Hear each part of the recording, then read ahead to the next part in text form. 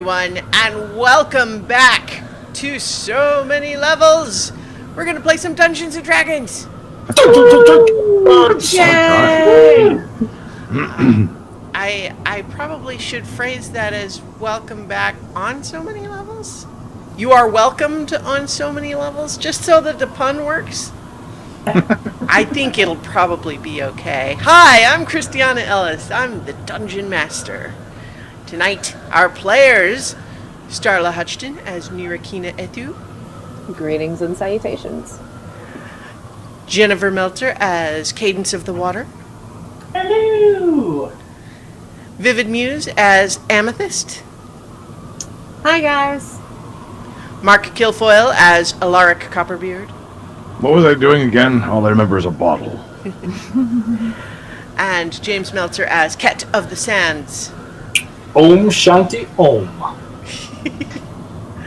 So, alas, we are down one chooch for tonight, but we will soldier on nonetheless. So, how is everybody? It's been a little while since we had this campaign going. Yeah? I think I'm bleeding internally. We have So shirts. we're all matching tonight, thanks to none other than Starla Hutchton, who found it in her heart to give us all so many levels on our chests. And Thank you, Sugar Mama. Thank you.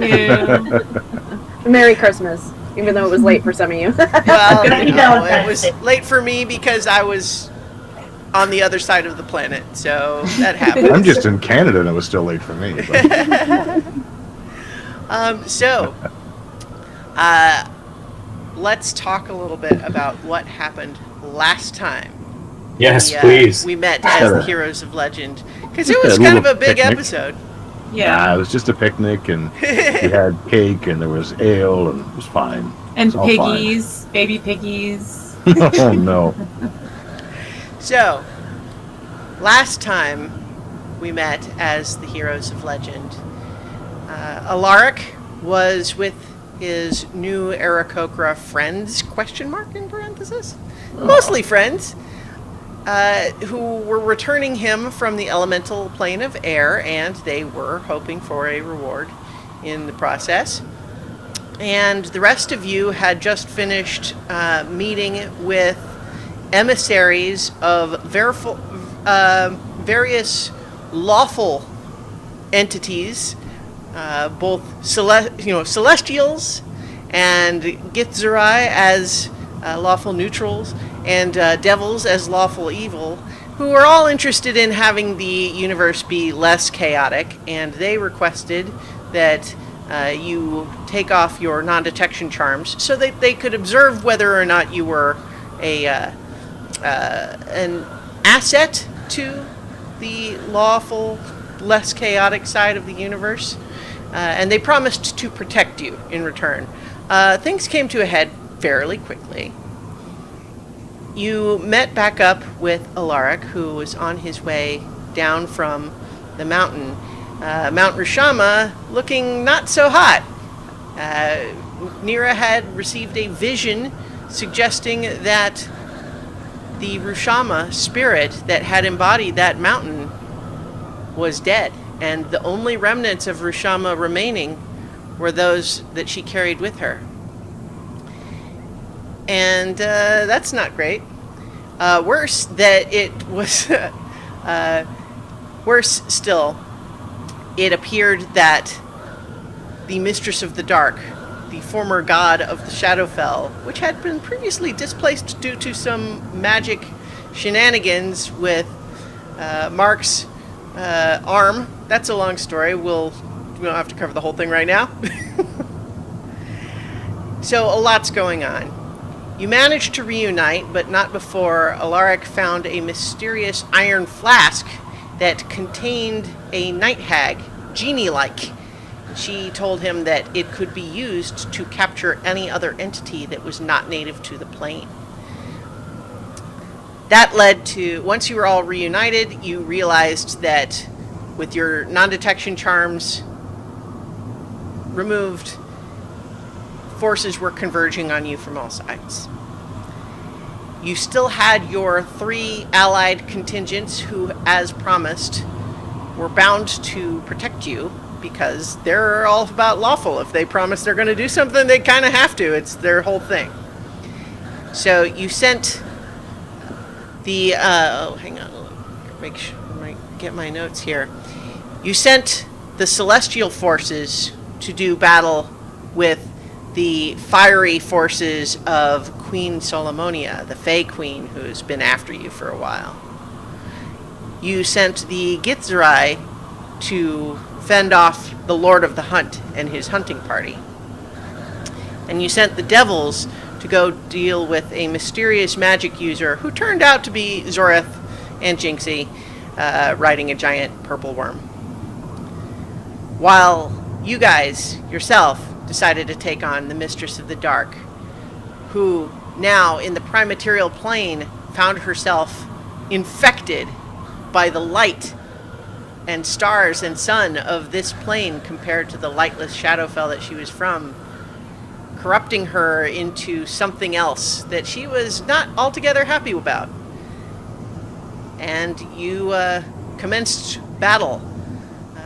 Alaric's Aarakocra friends had nowhere else to go. They were surrounded on all sides by hostile forces and accompanied you in absence of any other obvious place to go. And unfortunately, 2 of the 3 of them were felled in the battle against the Mistress of the Dark beyond recovery. But one, a young woman Aarakocra named Hookbeak, was the lone survivor of that party and accompanied you as you continued. You managed to assault the Mistress of the Dark with so many spells that it overwhelmed her normal resistance to such magic, and you were able to first transform her, polymorphed, into a tiny little blue jay, and then to trap her in the iron flask. I think everyone is a little shocked when that happened. It also resulted in letting that night hag get away, which might be a problem for another day. In the meantime, things were still very chaotic, and then Melicanth showed up and teleported you all away with her back to the Lorenz Desert. At your request. Or rather, she offered and you accepted. And so, we rejoin all of you now with in the Lorenz Desert, where you appeared in desert sands, and on the horizon, somehow there and yet not there, a city, and looming above it, also there and not there, an enormous emerald tree. And that's where we will rejoin you. So, first thing, because I don't remember if we did it last time, I'm putting back the non-detection charm. Yes, we finished last time with Melicanth suggesting that you put your charms back on. And I think she has 2 extra because of the amount that you made to begin with. I'll say she has 2 extra. She gives them to those 2 to Cadence and Ket of the Sands, and then turns to Hookbeak and briefly just says, "I hope that you have the good fortune that nobody knows you yet." In my notes, it's Feathercrest that survived, but is it Hookbeak? I believe that it was. You know what? You were right. You're right. Thank you. Yes, it was Feathercrest that survived, not Hookbeak. My notes are wrong. Well, I never took mine off, so I don't know why the hell the rest of you did, but... Well, there was insistence from these people who... I don't remember what happened. It was so long ago. Oh, wait, it was like 2 hours ago, but... It made sense at the time. Yeah, they wanted to help with what we're doing, but they said that they needed us to be trackable. So that's what the rest of that brouhaha was, them helping? Yes, it's all theirs fault. Well, Well, I mean, let's not point any fingers. And Melicanth, at that point, just says, I'm so tired. You want to sleep? Yes, but I want to first make clear to all of you, and this includes those of you whom I'm not as familiar, but also Nira, Archie, Amethyst, and Alaric.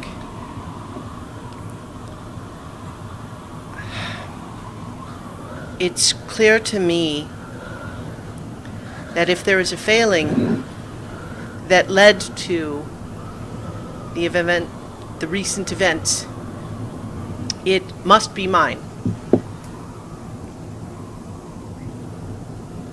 It is obvious that you did not trust me and that you felt that you had to at least hear Zoreth out, and I discouraged you from that, and perhaps that is what led you to,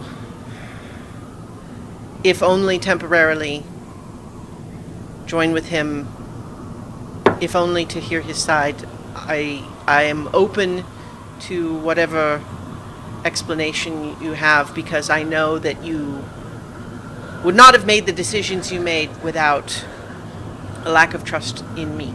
And for that, I apologize. The stakes are too high for us to hold grudges. Does that mean you'll give us the stolen moment? It means I am open to that, but I think we should have a discussion about what the best way to keep it safe is before I remove it from where I currently have it. I think mistakes were made, not only on your side. Frankly, I never really trusted Zorath, whatever other people might have thought of his motivations. And he hangs around with that damned whatever the hell she is, which doesn't help. Yes. Nira, is there anything you'd like to add? No. Figures.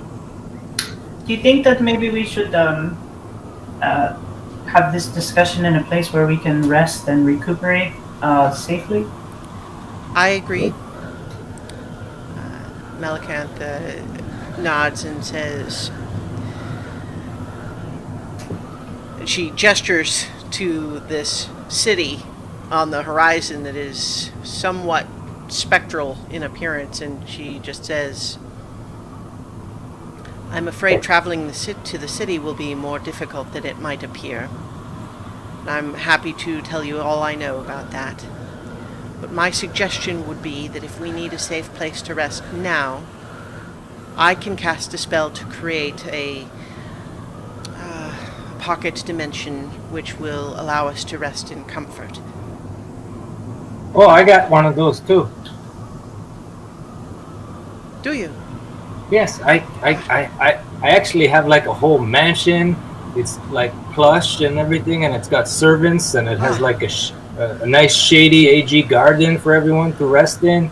It's really nice. But I mean, your suggestion's cool too. Well, that if you are able to cast that now, that would in fact be of assistance, because I would have to rest some before I could cast my own, due to casting teleport twice in rapid succession today. Yeah, sure, man. No problem, dude. I have like I was saving it especially for this because I was hoping that we'd get a chance to rest. So, yeah, I hear. Yeah, I mean, this is there like a rock or something nearby, or is this just like Right barren? now, it's just barren sands, endless dunes. Okay, I should tell you that if I cast it, there's going to be like a 10-foot tall door just standing here in the middle of the desert. No one can come in it, unless I invite them in, kind of like vampires. But, She nods. Yes, I suspect that we are speaking of similar spells. Okay. I understand the nature. I think that this is as good a place as any. Okay. Cat of the Sands, how long have you had a chance to do this? Oh, we've already all been inside. We've done it. I've done it already. It's a nice place inside, Alaric. You'll like it. Why didn't you do it back when we were in that blasted shadow thing? Well, my powers were so weak in that dimension, it just wasn't the same. But once we got out of that, you know how that. You were waiting until I left the room, weren't you? No. Hey, it's not my fault you went through the door and the bird people and everything. Right. I'm sorry, Alaric. I'll give you a nice glass of wine when we're inside. Wine? Or mead or milk or whatever you want. Just get me some shade. That's all I need right now. All right, I will cast the magnificent mansion. And you see a shimmering 10-foot door appear in front of you, and I open it and go in and... Come on, man. Come on, guys, let's go. Not much for curb appeal. Dude, wait till you get inside. You get inside, and there's like a beautiful, majestic fountain right in the courtyard, and it's got like plush curtains, and it's got like marble flooring, and there's like a spiral staircase on either side that leads up to like a second level that's got bedrooms on it. Off in the corner, there's another little room with the word Shady AG above it. As you peek in there, you see like a nice sort of botanical garden there for people to rest in and just be at peace. And walking all around, there's like these spectral servants that I say, hey, get us some wine, please. And they're like, yes, sir. And they all get us some wine and drink and whatever you want. And if you're hungry, I can get you some chicken. 50 Shades of Ket. So one thing that as you're all walking in and entering the as you're entering the house, what you all realize is that you all walk through the door, but then as you're standing in this like entry foyer, you realize Archie's not with you. But you look back out the door and he's not out there either. Oh no, Melican, did you forget to teleport Archie with us? She says, "No, he was here." Thought I heard them. Where did he go? Any footsteps? Any footprints? Or step outside, took a look around? You see that the winds are already erasing the footsteps that you had made, but what you see is that there is a set of footsteps where he had apparently kind of walked away from the group a little bit, just 5 to 10 feet, but then his footsteps stop, and it's a little bit weird because there's one place where it looks like there's only half of a footstep. I'm going to walk over there and see if another one of these doors is sitting there. So I'm going to be swinging my hands out front of me. See if there's anything I run You don't into. see anything. Did he happen to leave the demon book and the bag of holding? Oh shit. I don't. Yeah, I'm not sure if he had it in the bag. I think he was keeping it in the bag of holding so that it wasn't, easily findable. Right. It's not at all conspicuous to carry around a book bound in skin. Yeah. Can any of you send him a message? Maybe you fell through a hole. I know that experience personally. I think the only person who can do that is Nira. I can give it a shot, but if he's not on this plane, it might not work. What do you mean, no? Well, we got to try something. I will cast I'm gonna cast see invisibility and just take a look around and see if I can see. You don't see anything that you didn't see before. Don't know where he is, guys. Melicanth says, I can scry for him, but it will be the last time that I can use that spell today. Well, Do you have to do it outside, or can you do it in the mansion? It would be... it depends, because if he is still on the prime material plane, it would be better for me to be on the prime material plane. If he has been spirited away to some other plane, then it won't make any difference. So perhaps better to do it outside, just in case. Okay. We'll keep a lookout for anything shady. Well, let me, before you do that, just let me see if I can reach him first. So I'll cast Sending and say, Archie, where did you go?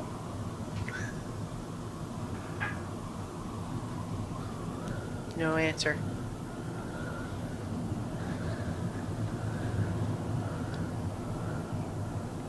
Well, I'm not getting anything. Melicanth takes a seat in the, we're just in the sand outside the door, and begins her scrying ritual. She says it'll take 10 minutes. understand. I'll stand guard too. Ugh, I'm going inside. It's hot. Oh, I'm sweating buckets. This is not my normal territory. It is hot, and I think now that the adrenaline of the battle has eased a little bit, even though you're now startled by Archie's disappearance, I think you all do kind of... You realize that the Melicanth's sort of subtle elven glamour is it's a little faded. She looks like she's had a hard couple of days herself. But she is working on that. So that's going to take her a little while. If you guys want to have any sort of a conversation, we can do that, or we could just wait. You can wait for her to finish. So it's just a lark and me out there? Yeah. Okay. I'm Amethyst is still in air elemental form, and she's just kind of zipping around in the sand and playing, just distracting herself and just she waiting. can fly too, so. Mm-hmm. Yeah. Oh my God! It's a All desert kinds of storm. fun. That's right. You probably you can make a dirt devil of yourself. So, cadence of the water. I guess a lot happened since I was away. Yeah. Quite a bit happened, and it's funny because it was only for like, what, a day? I lost track of time. There wasn't any sunsets or sunrises or even a tone bell to tell me what time it was. After I stopped falling, it was fine, but I understand why you did what you did, but no one wanted to go after you because we didn't know where you went. But Feathercrest is there, by the way. She's been kind of standing in the corner, but she's she's kind of acting a little bit like she's waiting to be introduced. She's not going to insert herself in, obviously, people catching up with each other. these people helped me. Feathercrest, this is Cadence of the Water. The one sitting there is Melicanth. The Dust Devil, that's Amethyst. She doesn't always look like that. Sometimes she's also just a bird. Not like you, just an actual, like, normal. And the other cat one, the one that made the house, that's Cat of the Sands. And the grumpy one, that's Nirakina Ethu. We're looking for our friend. The tiefling. Yeah. He doesn't normally just vanish. Well, it's... I wish that I were meeting all of you under better circumstances. Yeah, did you want a ransom? Because I think Archie had all the money. I mean, just saying. I think that, Alaric, you perhaps, when you said that you were important, you may have been understating that quite a bit more than we thought. I have important friends. It's different. I'm sorry about your friends, by the way. I never meant any harm to come to you or your friends. Well, we always know it's dangerous when we go into another plane, but I have to say I don't think I have ever ventured into anything as dangerous as that battle. Is that typical for all of you? No. Kind of, but no. I mean, it is, but it isn't. That was a little bit more extreme than even we seem to be used to. I yell out the door. I've known these people for 5 days, and that's the most fun I've ever had. I'm going in search of wine, so I'm not participating in this. Just go straight for it. So yeah, so I think she kind of just says, in any event, Ransom, at this point, I would be grateful if there's just any way home at all. It was an apocalyptic war zone back there, so I figured it was safer to come with you than to stay there, but I don't know how to get home. I think that I understand that you want to go home, but right now, I don't think that there's any way that we can help you get there. I mean, as far as I'm concerned, you're free to stay with us, and we will do our best to protect you when we can. But we have a lot bigger issues in front of us right now. We're dealing Clearly. with stuff. But Yes. I promise, if it's in my power, or rather if I can twist one of their arms sometime when they've got a bit of power, I'll see if I can get you home.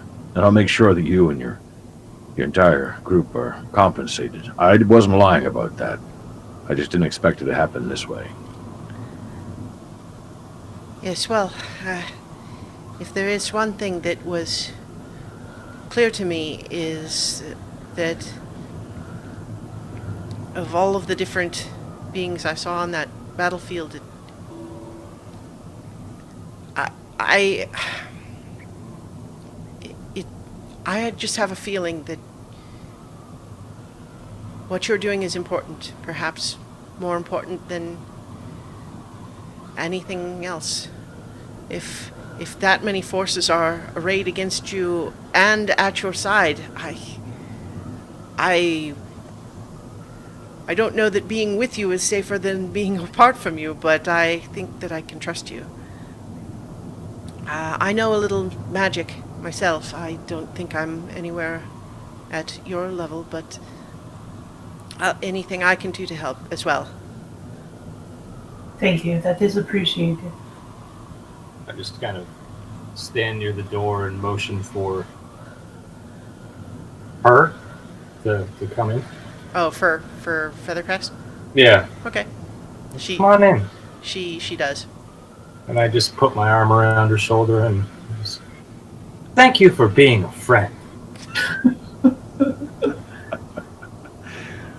I think she tears up a little bit and hugs you.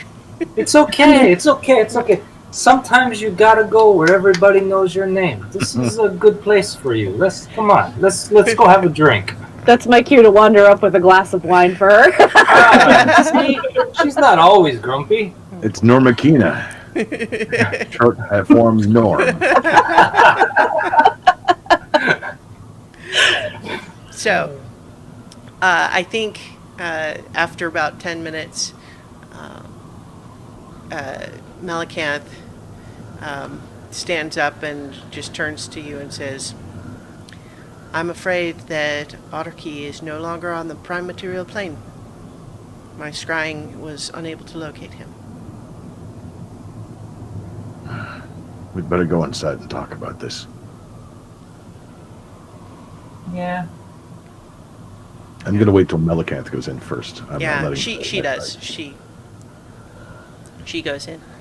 I linger for a minute outside and just kind of watch Amethyst spiraling around, and then I'm just like, I just wait for her to come in.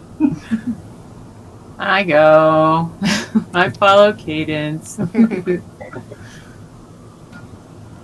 How long does that elemental form last for? She can do it for quite a while now. Okay. Yeah, at level 14, it's 7-hour duration. Oh wow! But you can drop it, or does it just last? Okay. I can drop it at will. Okay. I won't drop it till we get inside the house Yeah. with my little 2 hit points. So as soon as she drops it, I'm gonna hit her with Cure Wounds. Just boop her on my way past. Oh, thank you. So I would say that once in the mansion, you guys are safe, of course, and I certainly free to take a rest or do whatever you guys like. We had a big battle last time. You guys are somewhat at your own discretion now. That's 7 points, Viv. Thank Doesn't you. make that much difference.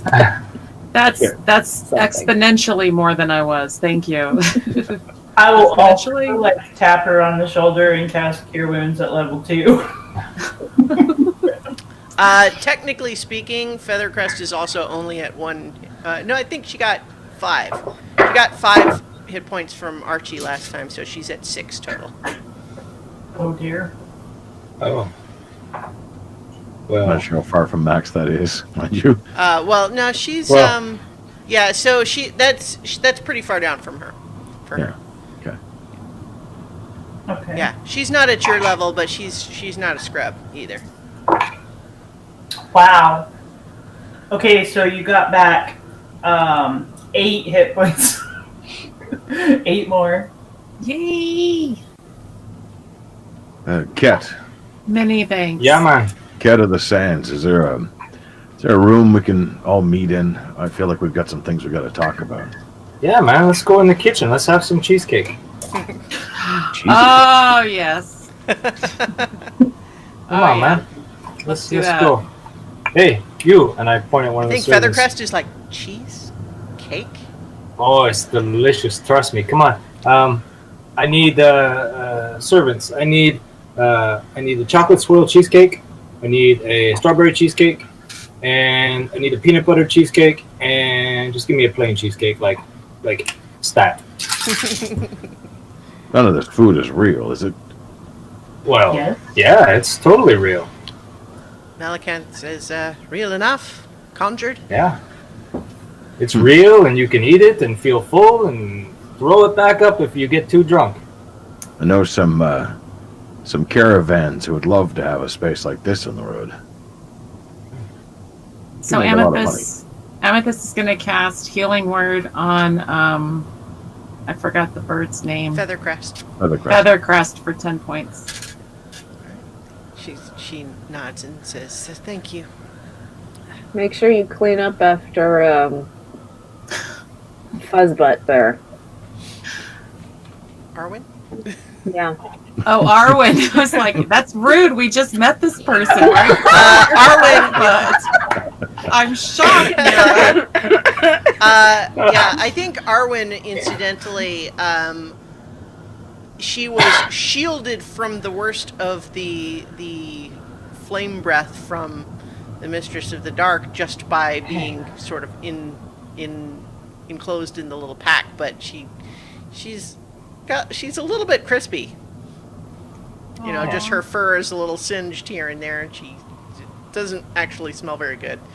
I'm going to bring her out, and I'm going to cast Healing Word on her for 7 points. Yeah. Of That loving and makes her snuggling. Yeah, she's fine from there. And, Cadence. Make them fetch some water for the creature. Yeah. Hey, What? you fetch some water for that creature. Not you, Cadence. I was going to say, I'm not the fetcher. No, you're a catcher, not the fetcher. Oh, What? No. What? God, you all got such dirty minds. My God. Cadence, let's go talk for a minute. Okay. So I take Cadence out of the kitchen and wander her over to the shady AG, mhm. and we just kind of sit down in front of a little a rock garden, and I'm just like, Cadence, you know we're like almost home, right? Kind of. I could see it. I mean, this is what we wanted. But we're still not there. No, I know, but we need to talk about what we're going to do when we get there. Like, I don't know. My head is all kind of messed up right now. I don't know. Like, I know we've been gone for a long time, and this whole. I'm still trying to wrap my head around it. And I don't entirely trust everything that I see right now. I think that is probably wise. Like, and I mean, like, what if we get there? Like, this is what I'm expecting. I'm expecting to get there and everything to be different, right? Like, because we've been gone for so long, I expect everybody I know to be dead and gone and buried, and maybe nobody lives there anymore. Maybe it's thriving. I don't know. But that's what I'm expecting to see when I get there. But with everything that's going on with this time thing, what if we get there and it's like we never left? What if everyone we know is still alive and stuff? Are we going to stay there and leave these people? I don't think we can. There's so much going on now that I can't walk away. Even if we go there and like my mother is still there and your family, I can't just walk away from all of that. What if... Okay, and I realize that I'm talking in total hypotheticals now and it's impossible for you to answer, but I'm trying to think of everything. But what if we get there and everyone is still there, my mother and your mother and everything? But what if fixing that time thing makes them all gone? You know what I mean? Yeah. I don't think that... I know what you're trying to do and what you're thinking, but I don't think that we can think about those things. I know, it's just I have a stupid brain. No, I think that it is a good thing to think of our family and to hope that when we go there, they will still be alive. But I've already, these last few days, have sort of wrapped my head around the notion that they are probably all long gone. Yes, that's what I'm expecting. And if we get there and they're not, I mean, it goes back to like what my father used to say, like the good of one over the good of the many. I'd have to make that kind of choice, and I don't want to think about it right now. I guess when it comes down to it, I will go where you go, Cadence. Really? Still? Still. We've come this far together. Yeah. I mean, I can't imagine my life without you now.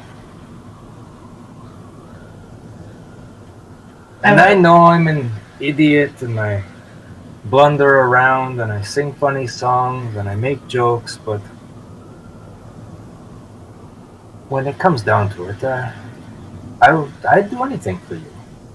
Just know that, okay? I know. And I would do anything for you. Always. You want to go get drunk? Yeah. Alright, let's go. So I think probably meanwhile back at the table, if nobody else is saying anything, Melicanth is probably eating very daintily with a fork. And I think probably Feathercrest is observing the tension in the room and not participating? She's enjoying her own cheesecake in silence. Amethyst is on her 4th slice of cheesecake, by the way. She loves cheesecake. Just drinking. Occasional side eye to Melicanth, but just drinking. I might have some of this wine, but it's not going to be the same. Do you want something else? I think that Ket could get you like mead or ale or whatever. Yeah, man. Oh. Yeah, man. What's your drink, dude? Well, there's a few dwarven stouts I wouldn't mind having right now. You, Can you do something specific, or? You want IPA? You want craft beer? What you want, man? Well, there's a beer they make back home. It has to sit for about 20 years before it's ready. It's quite strong. It'll rip the hair off your hide if you're not careful. Something like that would be really nice right now. I'll have one of those too. I got you, fam. I got you, fam. And I whisper to the servants. They go off to get something that'll rip the hair off her chest. I think Melicanth has maybe been having some wine. I put the glass down. It's not that interesting. We have to talk. You have to figure out... Hell, where do I even start? Maybe I'll start with the most recent. What the hell happened to Otterkey? Is he gone? Did something go wrong in the teleport? I guess we saw he was here, but... He was here. I saw him. He was like right behind me. I think that we will find that the fracturing of the universe is accelerating. I don't know if that's what happened. We will continue to search clearly. But it may be that there was some sort of a break and he fell through into another plane. Great. Kind of like what happened with you, Alaric, only his was by accident. Kind of At like least what I can see happened the with hole. Mugen. Great. Does Otterkey have that same spell trick? Can he send a message if he can? I had No. used paper, but... No. Oh, damn. Yeah, and thanks for that, by the way. Right here. Great aim. What? What are you talking about?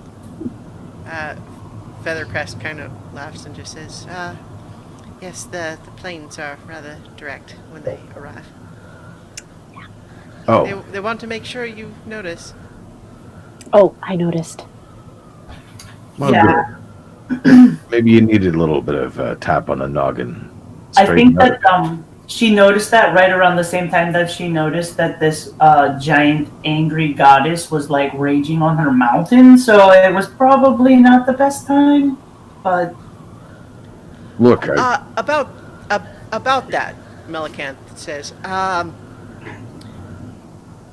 when I performed a scrying on you and saw you in the heat of battle with a spirit of unimaginable power, between then and when I teleported to you, it disappeared.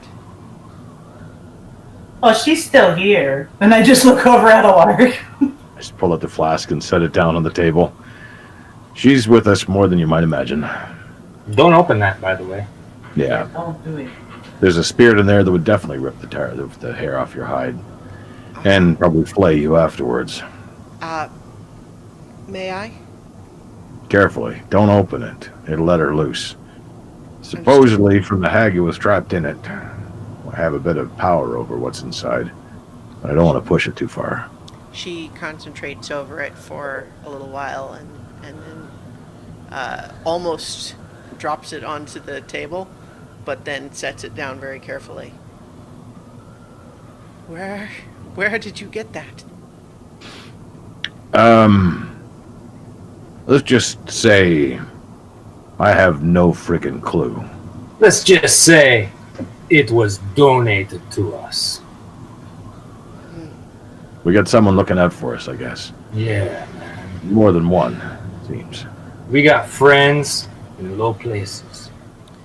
Well, it is very clear that it was of substantial benefit to you, but I would warn also that we cannot fully know the consequences of imprisoning a spirit of that power level. Yeah. Not to mention that I don't think it was native to the prime material plane in any case. No, she was actually from the shadow place, the shadow realm. Yeah. Mm. Alaric sent her to the prime material plane kind of by accident. Well, to be honest, it wasn't entirely. Hey, Melicanth, you know about magic things. What can you tell me about this? Kind of shove my arm into her face. And she's kind of just like, give me a moment, there's a lot to take in. We obviously have to go through this systematically, but she'll concentrate on the arm for a while again, but she gets the same result that you have all gotten when you've tried this similar spell in the past, which is a surprising, like, no entry found sort of answer, and she's... Damn, it's a homebrew. Yeah, and she just says, whatever that is, it is infused with magic of a nature unknown to any of the schools that I am aware of. Well, I assume you know most of the schools, or went to them, attended them, did good in your classes. I have studied all of the schools that I am aware of. And I think at this point, through a mouth full of cheesecake, beak full, Feathercrusher says, "Oh, you're a wizard." I'm a wizard too. Okay, go ahead. I'm not She goes back going to say it. cheesecake. Well, those two mysteries aren't solved. Three mysteries aren't solved. God, I'm losing count. Yes. All right, so your friends took care of whatever the hell else was happening, right? Maybe? I don't know. I mean, they were fighting. Everybody was fighting. Did I see Zorath?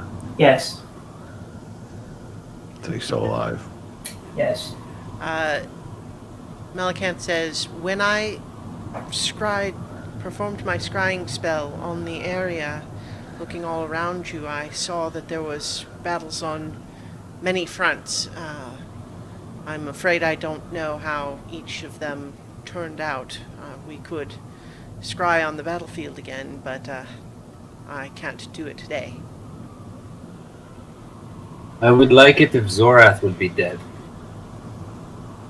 And also- Melicanth turns you a look like she doesn't say you and me both, but you can tell, you can read it in her facial expression.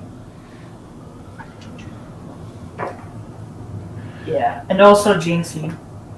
Don't get me started about that brat. I think Jinxie will never die. Probably not. If I get my hands on her, she will. And Melicanth does sort of take a moment, though, to give that all kind of a second moment of consideration, and she just does say, I believe Zorath to be fundamentally selfish and self-interested, but he is powerful and knowledgeable, and I regret suggesting to you that he would have nothing worth hearing to say.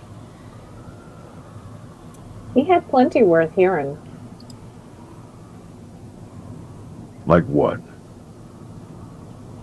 Well, I mean, I wasn't there for all of the things that happened, but I think that, you know, he at least gave a different option for what could happen. I mean, that was the last thing that we all decided, was that we needed more options. We needed to understand this, and so now we have two perspectives on what to do with the stolen moment, right? Neither one seem like they're gonna work. Well, I have been proceeding with the best option that I can think of, and that is after 100 some years of studying the problem. I am open to better solutions if they are presented. However, his solution, it would seem to me, is to just write off however many deaths would result from the summoning of the Demon Lord as collateral damage. Or worse still, that he thinks that is what was supposed to happen, and therefore good in his eye. He advocates the conservative, safe approach, but safe for whom? I like to think that he had ulterior motives. I don't know. Maybe Nira knows more. She talked to him more than any of us. It's not as simple as you make it out to be. Please, make it more complicated. Because we need more complicated. Where's that drink? Weren't we getting some kind of stout or something? Melican, forgive me. In the midst of everything that's been going on, they may have forgotten. You may have told us this already, but why are we here? Like, why the desert? Why are we going to our home? What is there? Well, as it happens, I did not come here for the first time deliberately, at least not in the recent case. When I was banished from the Shadowfell during that conflict. You're welcome. Thank you.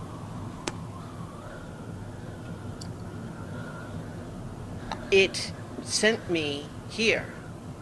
Oh. And I have stayed here and then returned here with you now.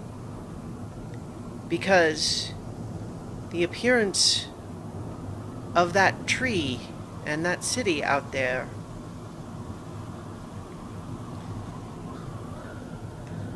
suggests to me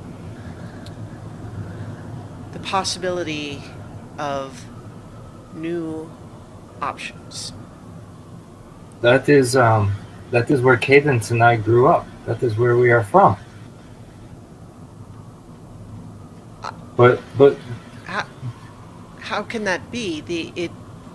I know it's been a barren wasteland for thousands of years. I know.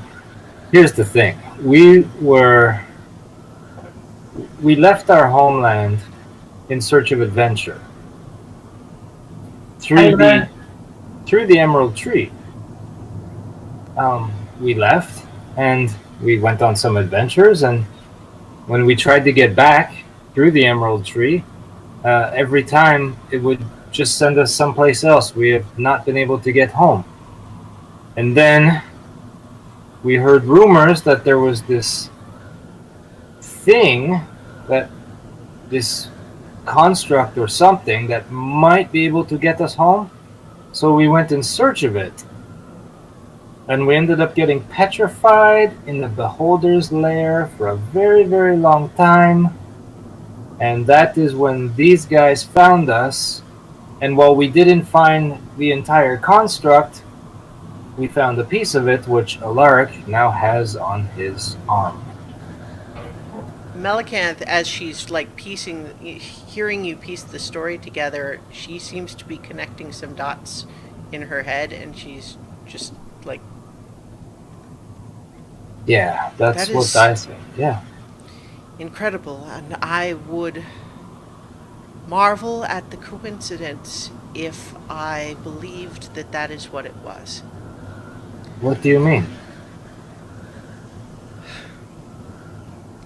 What I knew of the city and the tree out there, I know only through my studies of some very obscure and ancient texts.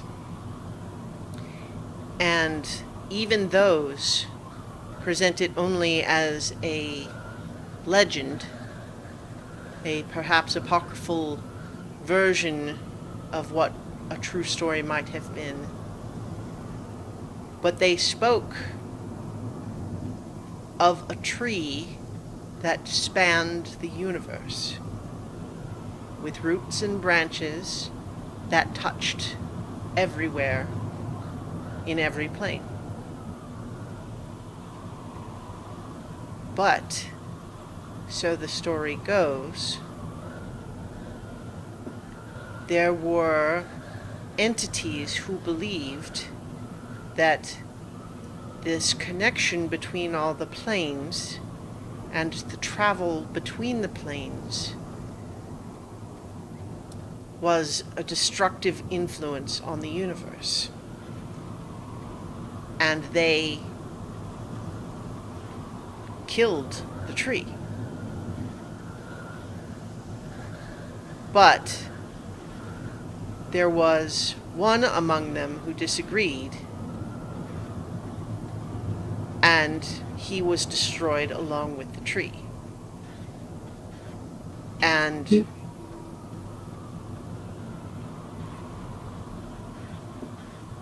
the name of this one individual who stood against them, it's a difficult translation because it's an ancient dialect that this book was written in, but he is referred to first as the caretaker, and then, once he turned against the others, known as the renegade. But renegade in this dialect can also be translated as the red one. Does that sound familiar to me? Yeah. No, none of that. I mean, other than the references to the tree, like the idea that it was destroyed, the caretaker, the renegade, like none of that is. Yeah, that would have been long after we were gone. But all of you, the two of you, seeking this construct to help that you suspected would tell you about the tree, and then you're petrified only to have these others find and free you, and now you have a red arm, Alaric? I cannot claim to have a full understanding of the picture here, but these don't seem like random events to me. Let's see if I can clear this up. So, you care to confirm if you are in fact the caretaker later known as the Red One? Thumbs up will do. It does. It does a thumbs up. Oh shit, man. I didn't actually think that was going to work. Whoa, dude. I would suspect that if it is in fact a piece of the renegade, I don't know where the rest might be. What if they scattered all of those pieces through different parts of the universe? Well, not to mention the part of the story that I hadn't gotten to yet is when I first heard this rumor of the tree, I myself attempted to find it and found nothing. Amethyst And yet it. you saw what we all saw outside. Yeah, man. Amethyst found it also. Yeah, she did, didn't she? Yeah. Yeah. Yep. Where did you find it again? That was the Beastlands, wasn't it, Christiana? Yes. Basically, you just found yourself kind of drawn to a certain area, and you just found it there, and it led you straight to your friends. You followed it kind of just instinctively. Do you all these stories that you heard that they were just like fairy tale stories? Do any of the references have any frame for how long ago maybe this took place? I mean, there are gaps in the history, but I would say at least 3,000 years. Gonna need some more cheesecake over here. This is too much, man. So, in any event, the additional piece in terms of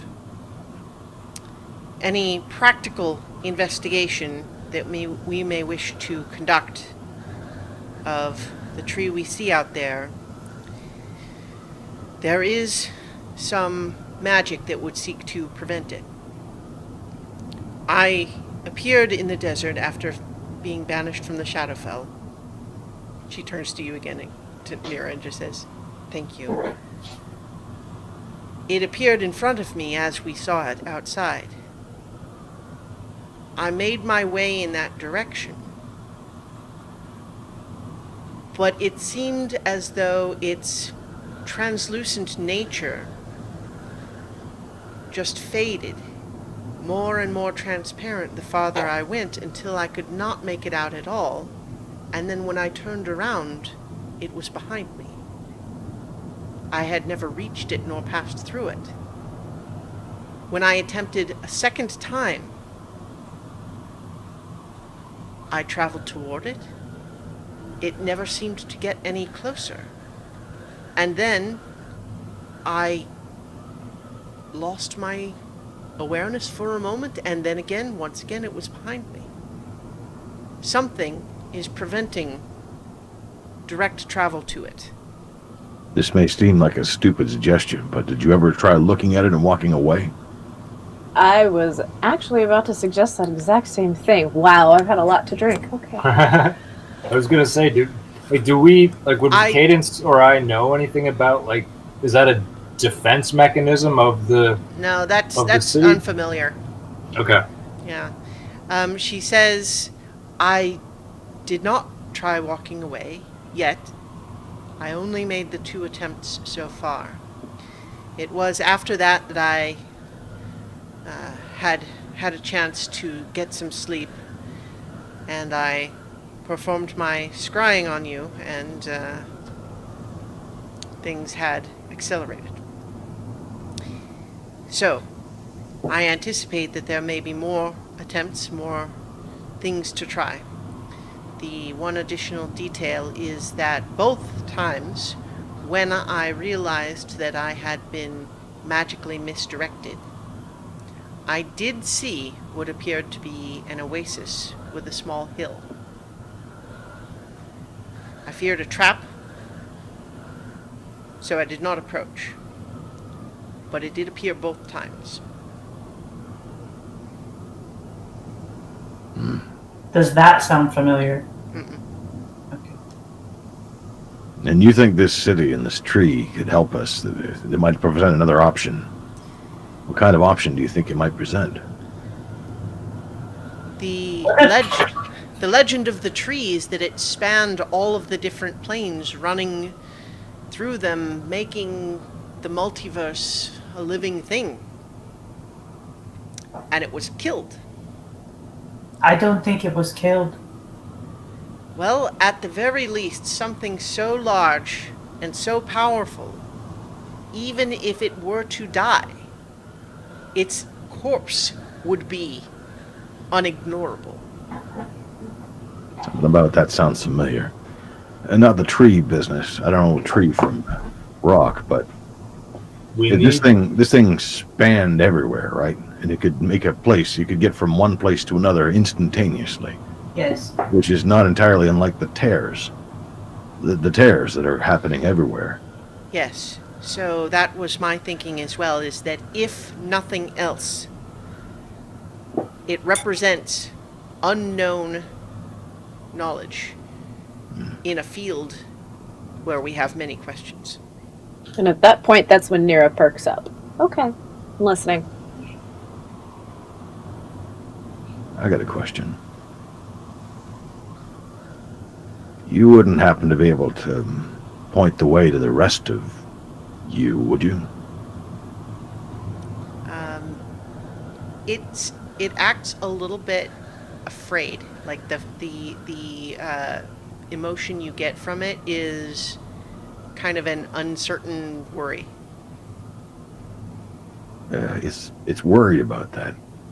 Why would it be worried about that? Wouldn't you, I mean, if I were spread halfway across the plains, I'd want to be able to get myself back together. Yeah, but think about it. If something powerful enough to rip you apart and spread you all over the plains, do you think that, you wouldn't be a little bit afraid of that? Well, the other aspect of that, I think, is that, forgive me, we brushed past this part of the story very quickly. Did you say that with that arm you were able to banish the Mistress of the Dark from the Shadowfell? To my mountain. I didn't know where it was going to go. I just told it to send it away, and it did. My point is, if the arm has that kind of power, Maybe it can restore the tree. who knows what other kind of power the rest would have? Or what might use that power the way you were using the arm. Can I make a check on Alaric's arm to see if anything's changed? Like if I can detect any differences? Okay. Yeah. I guess perception. Are you actually taking a close look at the arm? Or are you? Yes. I'll just hold it out. And that is It itches sometimes. All I see is Larry David just... That is a 16. Okay. You see that it has advanced up Alaric's arm just a little bit since the last time you took a close-up look at it. Not a lot, but a little. It's just growing. like an inch. What the heck? Are you not concerned about that? I mean, there were a lot of things to be concerned about. It didn't seem like it was important at the time. Oh, Mark. Hey, I don't know anything about this thing. I know. And that's the worst time to be dealing with magical objects is when you don't know anything about them. And I motion at Malacanth.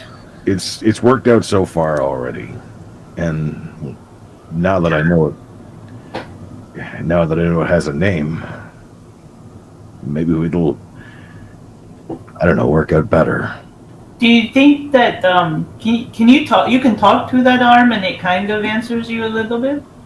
It's funny. It's kind of like you just sort of know what it feels more than says. It doesn't say anything in words, and half the time it's just as confused as I am. But yeah. Can you ask it if it could take us to the Emerald Tree? I mean, you heard the lady. Can you? The emotion you get is similar to before, but it seems to be a if that's what we need to do, if I have to, that sort of feeling. I think if the story you said, Malacanth, is what happened to this thing, the thing that had the arm before, I would imagine it's kind of afraid of going back there, but it seems like it might be able to. I would also suggest, perhaps, with respect, that perhaps we can try a few other things before we go that route. If it is difficult to ask for its help in a clear way, and it's that powerful, I don't know if it's easy to get what we need without unintended consequences. It has limits, and I was going to say, we don't quite know everything, like how powerful this arm is. And, remind you that it is attached to Alaric, so we got to be careful. Yeah, Alaric, don't ask for anything. Like, even if you're thirsty, don't ask for it, because it seems to just give you what you want within its limits. I didn't know. No, you do now. That's what I mean. Like, now we have to be very careful. It's a tool, though. And if I Yes. need to, I will use it. Yes. We are clearly all treading water here in a sea of unknowns. No, but I mean, at least some of the pieces are starting to fit together a little bit. Mm-hmm. You know, we're. I mean, the puzzle is a little bit more defined now than it was just a day ago. Yes. And to address a question asked earlier, the stolen moment itself. It is clearly itself a very powerful artifact sought by many powerful entities. Right now, where I have it, it is magically protected. It cannot be found through any detection magic, and it is impossible to steal it from me. Insight check. Yeah, go ahead and make an insight Is check. it really impossible to steal it? Yeah, make an insight check. As a 14 plus 4, so 18. As far as you can tell, she believes she's telling the truth. Okay. Which I have is a not question. necessarily this. I'm sorry, what? I have a question for Melican. Yeah. So I would just want to clarify. Mm-hmm. She is telling the truth as she understands it. As Right, far as I you get can it. tell. Yeah. Yeah, okay. So what she just finishes is to just say, so I am not saying that I am not willing to give it to you, but I would ask that perhaps we can collectively attempt to determine what is the safest place for it to be. Right now, if you were to put it in your bag of holding, say, it could not be detected, but the bag could be stolen. We probably want to wait, pardon the pun, until the moment is right. You know, Melicanth, I gotta say that I don't know you. I got the shackles off you there in the Shadowfell because I just had a gut feeling about you and everything. Yes, you're very welcome. But it would seem to me that you, just from talking to you and from talking to Zorath, you seem to care a little bit more about what happens once, the stolen moment is put back.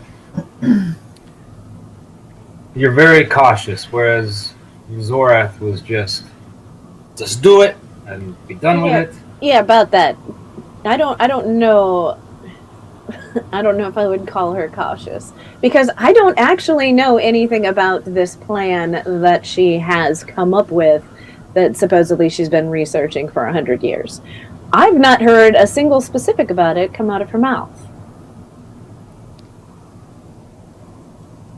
What would you like to know? I've told you the broad strokes.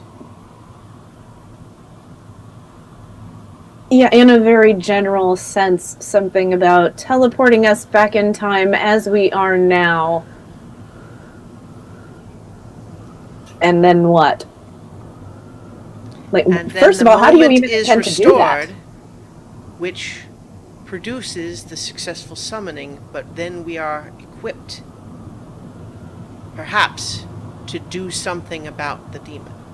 Okay, how do you intend to send us back in time, preserving us as we are now? Would you like me to draw the runes on the table right now? I don't know what additional detail you would like to hear from me. I will share all of my research with you, but it is not dinner table conversation, if you follow me. I will be happy to look over it. You have a spell that can work this. That's what you're saying. It is untested, as you might imagine, because it requires very specific circumstances, but I believe that my spell will work. What sort of circumstances? Is there anything we need to find to make this spell work? I believe that the best chance at making it work is to do everything we can at replicating its original condition. And given that when it was shattered at Zoreth's initial failed ritual, it embedded shards of itself in Archie, in Nira, in Amethyst, and in Mugen. I don't recall if you met Mugen, Mark. Yeah, I know him. I forgave him for that. Yes. And it would seem it transformed Zoreth in some way as well. So we're going to need these two, Mugen, Autarky, and Zorath, to do this. I believe that would give us the best chance. I don't know that the spell would not work without pieces, but it would have the best chance if we have all of them. Obviously, some of that presents difficulties. But that is my best plan that I have been able to come up with so far. If there are additional answers and perhaps additional paths to take, to be found with that tree, I would love to hear them. Because, as you point out, this plan requires significant challenges in order to give it its best chance. And then we would have to fight a demon lord. Must be Tuesday. We do have that book. Archie has that book. We don't know where the Archie is. That's true. He has a book about, hey, the I diary of a demon lord or something. I think he, as we were saying earlier, I think he had been keeping the book in the Right. bag of holding. Yeah. Because otherwise, so it doesn't get, detected. Yeah. Or, But doesn't Archie have the bag of holding? We have two of that's a them. good Yeah. point. Yeah, he does. He dropped it in the sand before he disappeared. I'm gonna go make an investigation check.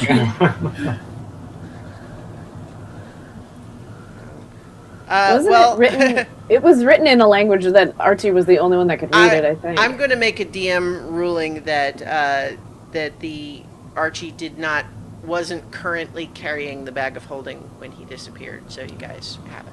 Yeah, he was like, "Hey, Cadence, we carry this. I'm like really weighted down." So.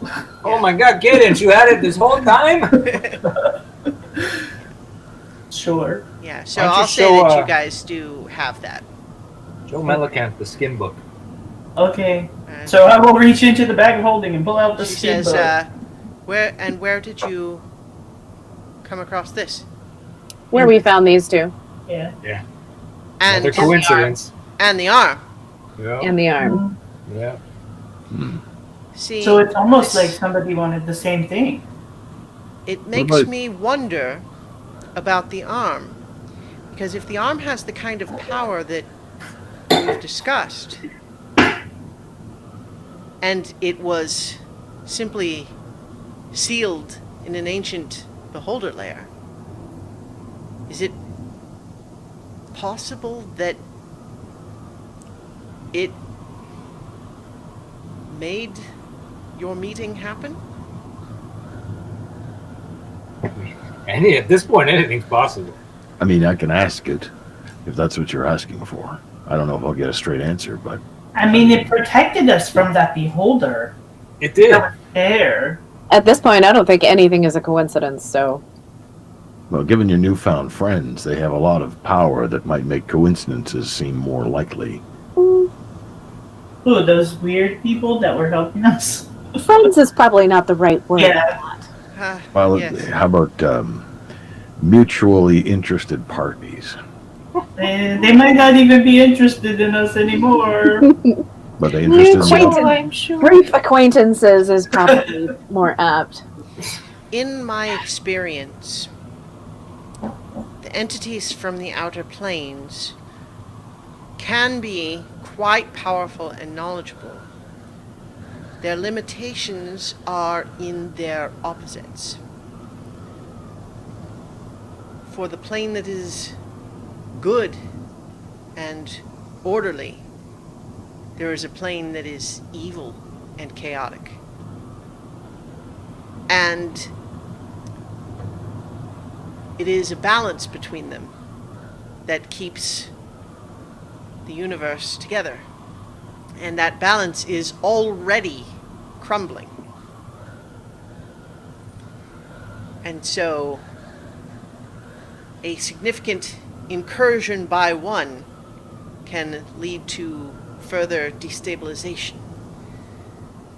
Which does not mean we should not seek their help. After all, demon, chaotic and evil, perhaps a lawful good entity could be of assistance.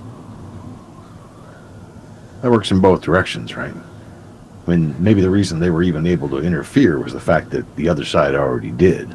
I suspect that it is, in fact, the fact that there has been so much chaos that orders of entities of law were able to intervene, as you say. It is true that the chaotic energy in the multiverse seems to be on a rapid increase of late.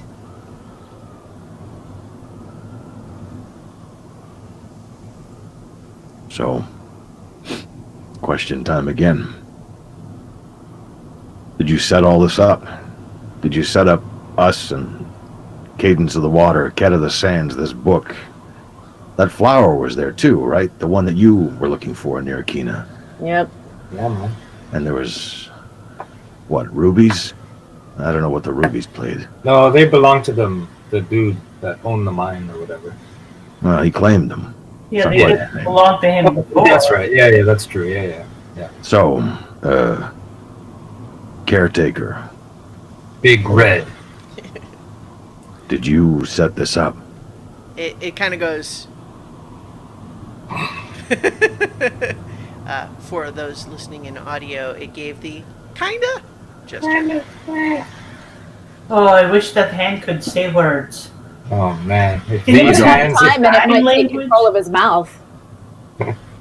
Yeah, that's right. You No, know, that was Jinxie, that little brat. but No, then no, if she- it's Your just arm is thinking- growing. The It is- arm keeps It growing. is slowly encroaching It's on just who a you little are. bit, like an inch maybe, two, the most. How long before it overtakes your shoulder and then your neck and then your face? I mean, at that Yeah, rate, how- we got how- time. How many days did it take to grow that much? You haven't had it that long.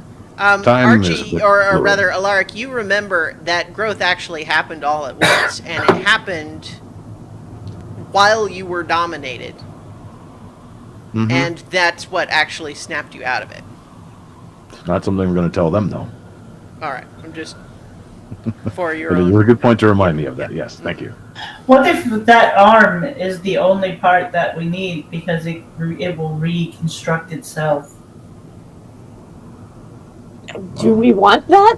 Like, I'm not saying that we you guys were so will. worried about Alaric being somewhere else. I You're know. not at all concerned about an arm taking I'm over him. super Why am I concerned. the only one freaking out about this? Look, if it had Because- been able to regrow itself, would you think it would already have done that? All No, we found because was it the arm. needed a host, and now you are hosting its regrowth. Then I'd be happy to. So what if I die? So what if I'm taken over by the damn thing? If it can do what we needed to do, then so be it.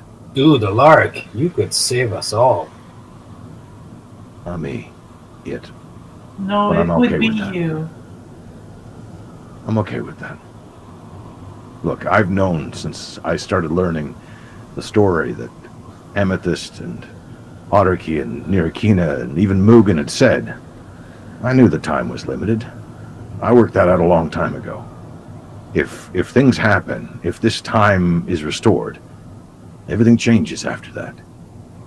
I may never get out of the hole I was buried in, or maybe never even go into the hole at all. Maybe I die along the road, stabbed by a bandit. Maybe I finally marry that woman that didn't really want to marry me anyway, because Mugen wasn't there to stop it. I don't know.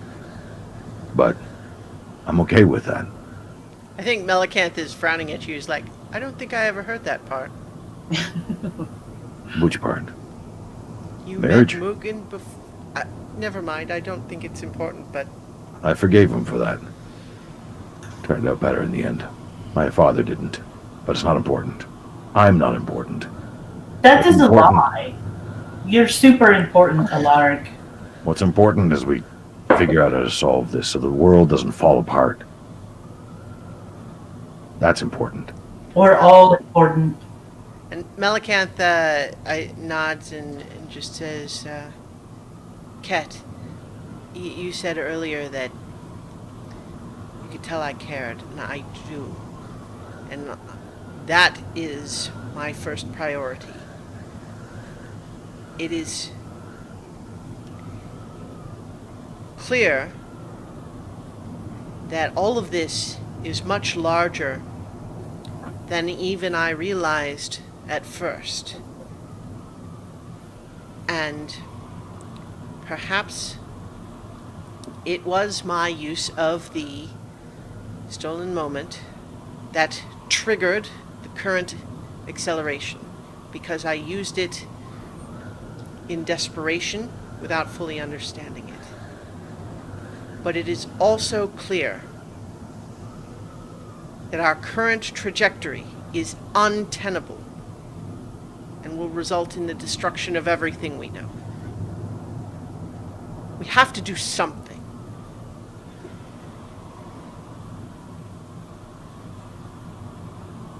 One step at a time. I was having a thought. There's still a lot of things that we don't know. I mean, you've admitted as much. I just realized I'm going to go ahead and take Archie out. Hey, he's moving. Ah, it's vanished. Oh my god. He's gone. For those listening in audio, she just deleted it from the screen. We all reacted weirdly. We're okay.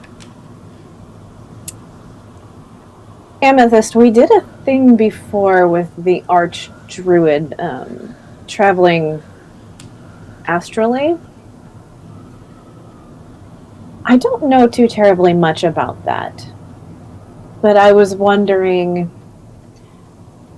if we do that again, in so much as we leave our physical bodies behind.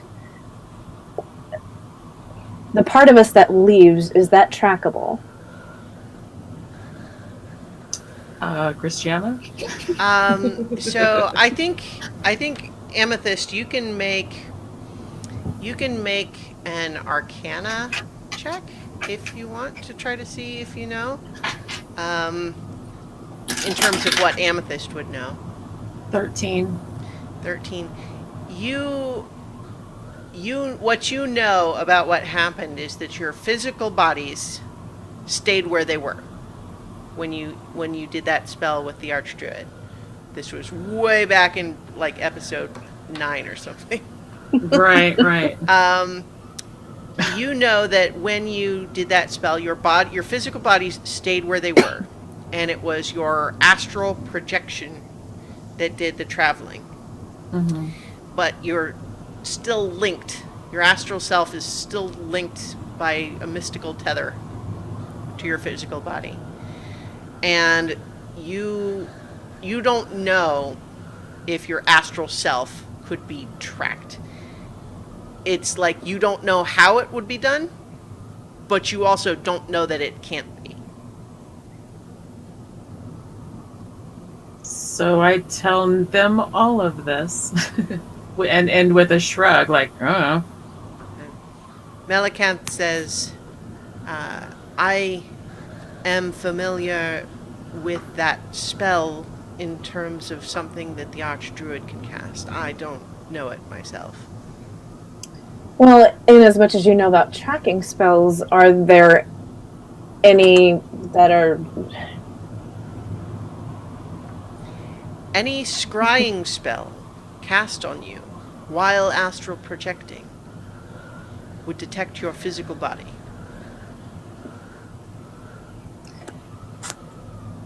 So, why I bring that up is because we went to, I believe we went to the Beastlands astrally, I'm wondering if it would be possible to pay visits to other places, say if we wanted to have conversations with beings it would be dangerous to come in contact with physically? My understanding with that spell is that you begin the spell by projecting into the astral plane. And as soon as she says that, Feathercrest, actually, who had been kind of just listening sort of with wide eyes to all this, just says, "Oh, I know about the astral plane. That's where the..." Never mind, I'm interrupting. No. Please continue. What were you going to say? Alaric, do you remember we told you that in the elemental plane of air that there was a lot of the little tears, but there was a big one? Right. It goes to the astral plane. Oh. Is Are that... you sure? Well, I mean, the people who would know, that's what they said. I mean, I can't tell personally, but that's what I was told. I mean, I just chimed in because you guys finally said something I knew I had heard about. You can just go there. You wouldn't be leaving your body behind. Yeah, well, if you went through that fissure, you would physically be there, not projecting. Whatever that is. So no body to be found. No. But you would also be actually there, so if you got killed there, you'd actually be dead. I generally have the opinion no matter where I'm killed, I'm dead. Melicanth says, well, that's one benefit of the astral projection, you see, is that if you are killed astrally, you just wake up back in your body. It ends the spell, but you are unharmed. Which is why I had that thought. Because I keep going back to the fact that Alaric and I have had a conversation with one Fey Queen, but not the other. You can't be serious. She's interested, and they know things. Yeah, but everything comes at a cost. It's always a trick. Melicanth says, I don't want to take any options off the table. I will say that especially with Fae, they will never help out of the goodness of their hearts, if you follow me. Yeah, we had quite the fight to get that conversation in the first place, but we didn't ask for the conversation. But Yes, I recall this was when you were in the depths of Lake Elamon, yes? yes. I believe you told me about that. Well, they did. You mean she wasn't watching the stream? I don't No, understand. because it would have been after Yeah. we had the whole, Yeah. powwow in the Magic Mansion Mhm.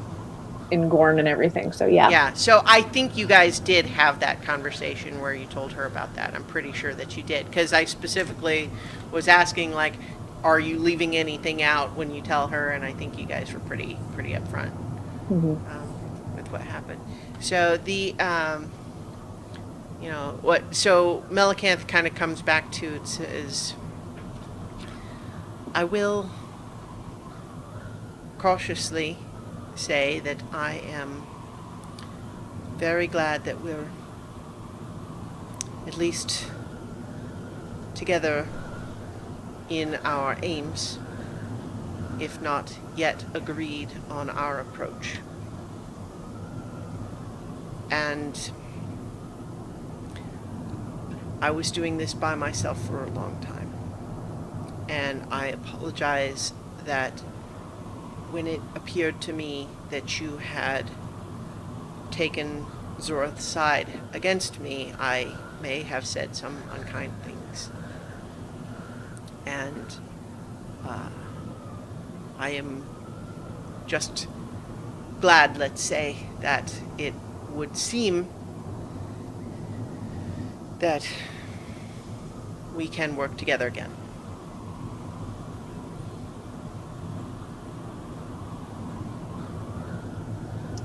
Well, I don't want to take any options off the table. as you said. Yes. In any event, I doubt that Zorath's part to play in all of this is finished in any case. Not if you need all of the stolen moment. He has the ability to open fissures. Not Yes. close them, but open them. You left that out. That is entirely new information to me.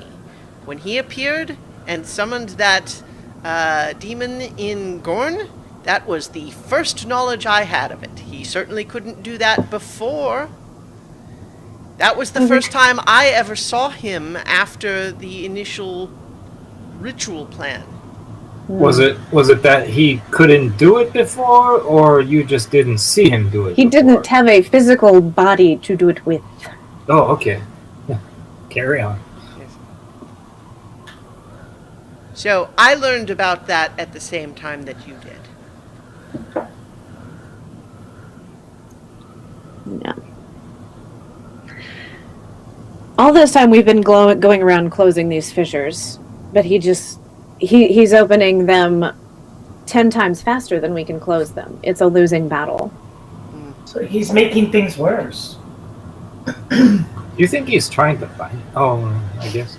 I was going to say, do you think he's trying to find something by just opening all these fissures? I think he's probably trying to find the stolen moment. I think he's going to specific places for specific purposes. Seems like he's just opening things all willy-nilly, hoping to get lucky. That's certainly my impression, but I don't want to jump to conclusions about his intentions. I don't think it's that. He had portals going to specific places to gather specific resources. He's very methodical in what he does, and he thinks everything through. I hate that guy. Right? I don't want to speak ill of the dead. He's not dead yet. Oh, he fucking will be. I've got one reason to keep him alive. If we need him for this, then so be it.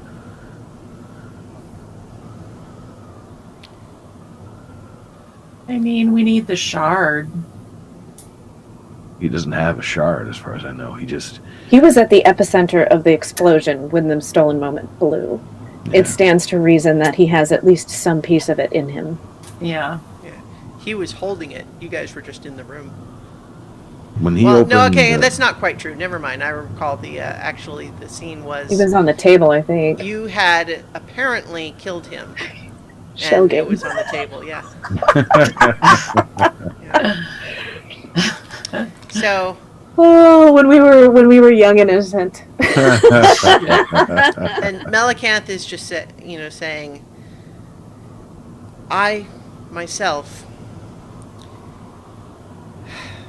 hold no love for him, but if he could be persuaded to work with us instead of against us.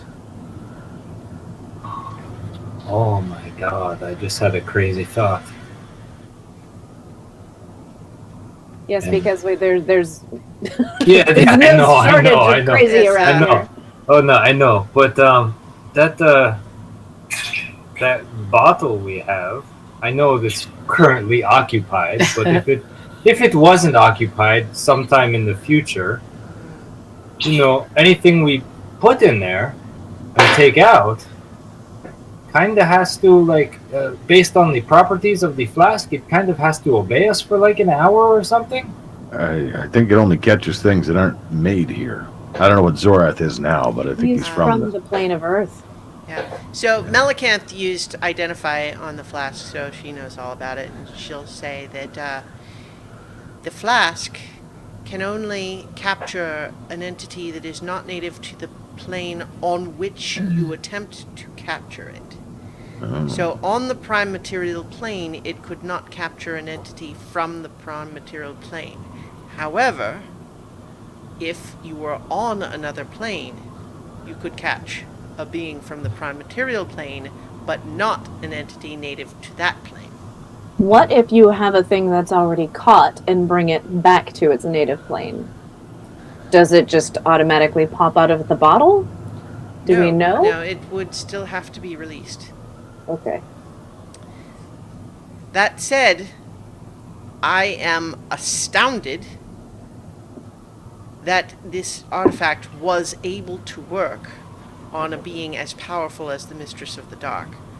I suspect that being away from the Shadowfell may have rendered it less able to resist than it might have been in the Shadowfell. It didn't like the sunlight. Ah, well, that would... Yeah, I make mean, sense. we were able to polymorph this big, powerful being into a little tiny bird. So, you know. That would have been something to see. Oh, it was pretty rad. Yes, I was in the middle of preparing to teleport to you and in hopes of rescue.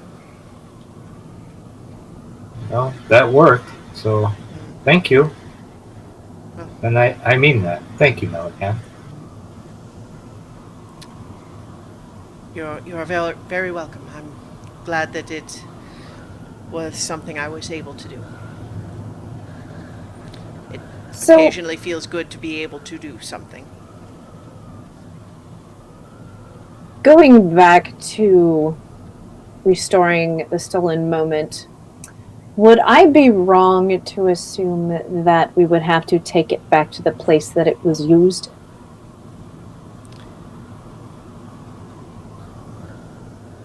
Again, as I was saying, in order to have the best chance at a successful casting, we would want to replicate as much as we could.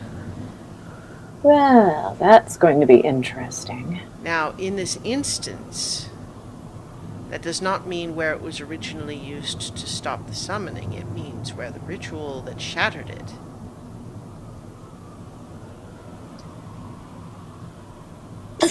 I think we have a friend that might not like that idea too much. Where is that anyway? The temple at Lake Elamont? Or outside of Lake Elamont? Where was it? It was The river Sitzlavik. Yes. Oh, the dragon. Yep. That'd be the one. Well, he seemed pretty friendly to us at that point. Yeah, but spirits are fickle things. Well, and it was my impression that he was friendly specifically because the release of energy when the artifact was shattered, it was exactly the thing that made him so powerful. So the prospect of resetting that might not be his preference. I mean, Then again, it's also to save the universe, so who can say? it's hard to want to save your home when it's going to be destroyed anyway. So we'd have to be there to put the moment back together, but not necessarily there, or not necessarily. I'm That is confusing where myself. we would cast the spell. If the spell is effective, we would find ourselves at the summoning together. And it is, in fact, only possible because you and I were there. And it would seem that you and your cohort were only there because of ripple effects of the spell to begin with. Yeah, we weren't really sure what was going on at the time. There are a lot of unknowns here, and sometimes you do the best you can with the knowledge that you have. Yeah. As small as that knowledge might be. But I feel like that's how we got into this mess in the first place. Seems But fitting it's- to be getting out the same way then. It's true, but it is also true that if you attempt to wait until you have perfect information, you're going to be too late. There's rarely enough time to act. If you have delayed until you are 100% certain. Sometimes you just have to act. And live with the consequences. However terrible they might be. And if there are consequences, you can do whatever you are able to make up for them, If you can. if you can.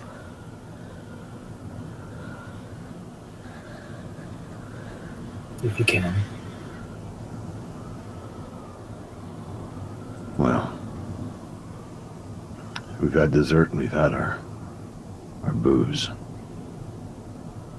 Perhaps we should sleep and tomorrow find this damn city. We can certainly try. All right. So we can adjourn the dinner table here then, and everyone's kind of drifting off to I would find somewhere to sleep. Oh, go ahead. I would like to catch Nirkina's arm before and kind of hold her back for a moment if she'll. With which hand are you touching me? The Because human, that's going to... the dwarven hand. The dwarven hand. Very conscious of that in particular. Nirkina, we haven't already seen eye to eye. It's not just because you're 2 feet taller than me. I acted because I knew we wouldn't have survived if that thing had come down. I didn't know what the consequence would be, but I had to act. I'm sorry about your mountain. I'm a dwarf. Mountains are sacred to us too, in a way. And if I could take that back, if I could undo that, I would. Damage was done long before your actions.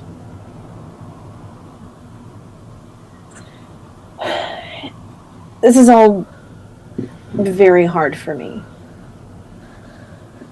And I'm trying very hard not to be too angry at someone who didn't know better. But that's a challenge for me because you acted without being specific or giving it much thought. That's what I struggle with. I was afraid. It had nearly killed me moments before. Its servants had killed me. I could feel my life draining away. And if that was only a taste of what was to come, I couldn't let it stop there. What you have to do is too important for that. I'm just sorry that the sacrifice was so high. I know your heart is in the right place. For now. Maybe later it'll be more reddish and slightly shifted, I don't know. But as long as at least one of these fingers is still dwarven, still me, I'll try to think a bit more about what I do, but I can't promise you that I won't act in the moment, and the mistakes will be made. Well, I think we're all guilty of that from time to time. Your heart was in a very different place. And I can respect that to a certain degree. Honestly, I don't know what you ever saw in him, but that's neither here nor there. It's not as simple as that. No, nothing about that person is simple, I guess. Well, really, nothing about any of us is particularly simple. Even Oh, you are tied up in this in ways that none of us fully understand, so... I'm as simple as they come. That was the way I preferred it. That's why I left home to become the face of the family for a long time. It's why that marriage was just as better not to have as it was. I never really wanted to be that complicated. Well, I think you know better than anybody that we don't always get what we want. Maybe sometimes. I'm gonna work damn hard to figure out how we can get what we need and what we want now. I just wanted you to know I'm sorry. It's fine. I'm not really angry at you for that. I don't believe you, but I respect you. Oh, and if it does come to it, if this thing does take me and it turns bad, don't hesitate at all. Ah, you know me, Alaric. Destroy it. Destroy me if you have to. I've seen the power you have. I don't know what I've seen. Frankly, it's all a little beyond me, but don't hesitate.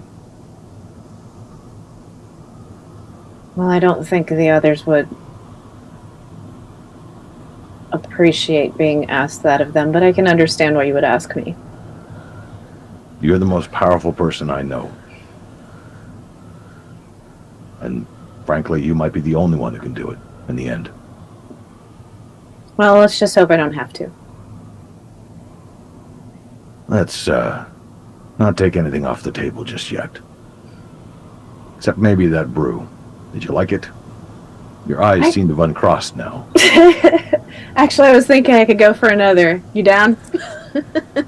Absolutely. Cheers. I suspect that's probably how most of the rest of that evening goes. Yeah, everything fades to black for near us. I will follow Melican to show her where her room is. And just outside the door, I want to ask her a question. If something were to happen to you, what would happen to the stolen moment? That is a good question. The answer is not a reassuring one, I'm afraid. It would be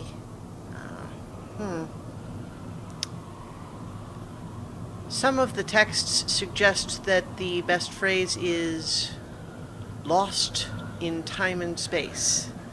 What I suspect the actual effect would be is that it would be deposited somewhere in the multiverse. Then I think that we should make sure that nothing happens to you. Well, I don't want it to be self-serving, but the alternative, bringing it in a bag of holding, there are ways that it could be lost in time and space there. There are ways that it could be stolen there. Mm-hmm. I agree. If there is a safer place to put it, I would be very interested to hear it.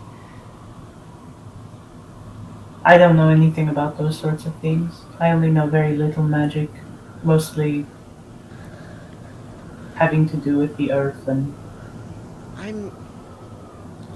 I admit I'm fascinated hearing your story and the emerald tree as a figure of not even merely folklore, but obscure, ancient folklore, and yet you lived it. I trained on that tree. Every day for years.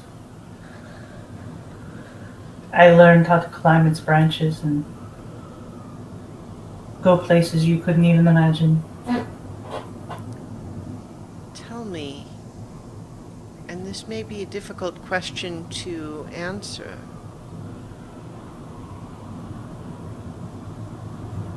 but was it your perception that the tree was simply a natural phenomena, or do you believe that it was an entity with its own will, even if an alien one?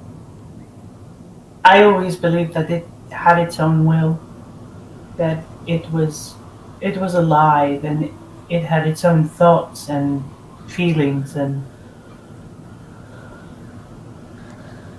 it felt great joy when we would travel through its branches.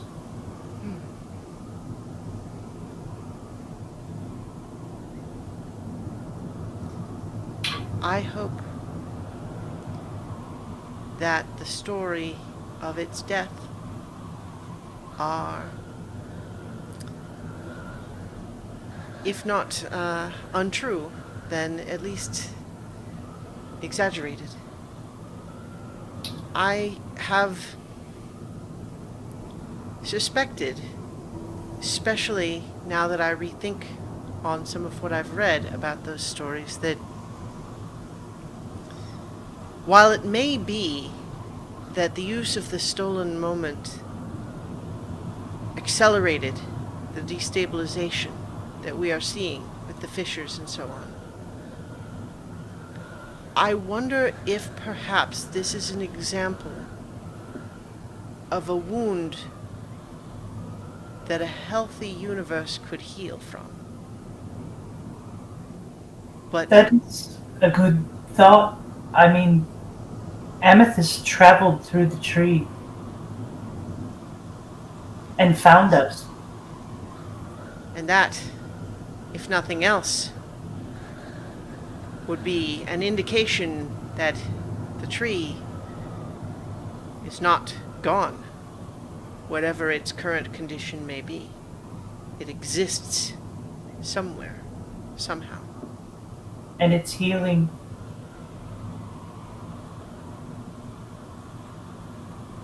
I hope you're right.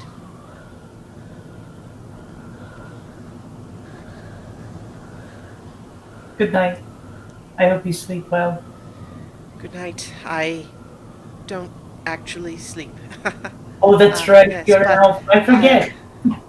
I will rest nonetheless, and I hope that you do as well. Thank you. So she goes into her room. Anyone else want to have conversations or anything before long rest?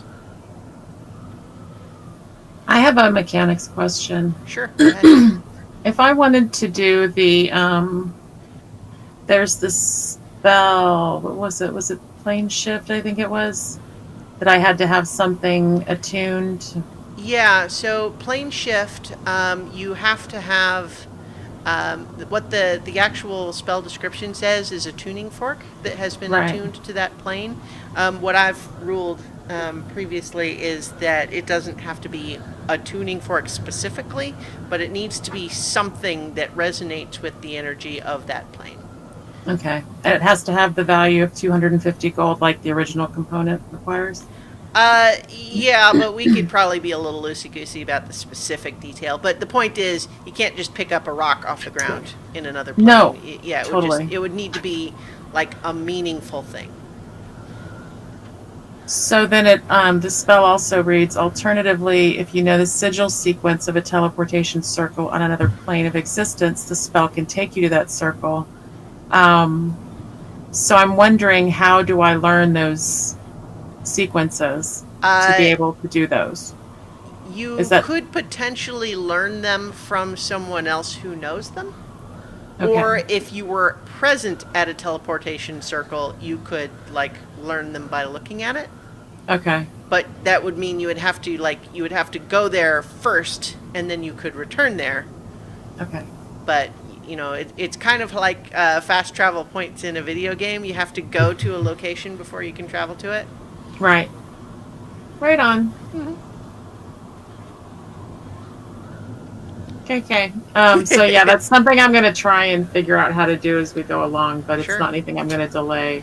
Well, to be sure, it's a good suggestion that anytime you go to a new plane, you should see if you can't find an object that would work for that to allow you to return in the future.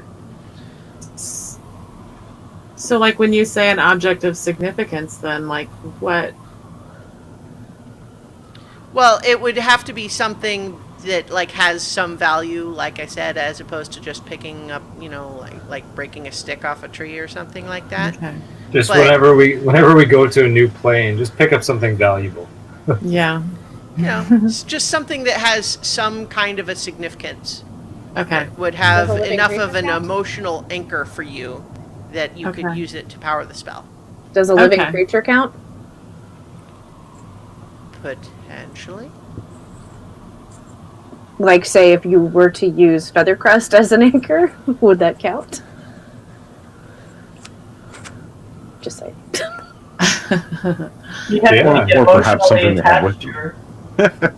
We're not friends enough for me to use you as an I anchor I mean, to get to the other plane. the item in question, although the spell does say an object, and I think that you would understand that's traditionally how it would be done, Right. but you don't know that it wouldn't work, and the object is not consumed. You still have it once you've done the spell. That would be important. Oh, that's right. Yeah, I was worried about our new friend consumed. Okay. Yeah. Cool. I mean, if a ransom fee is 200 gold, is that the price that we need to get? 250. No, 250.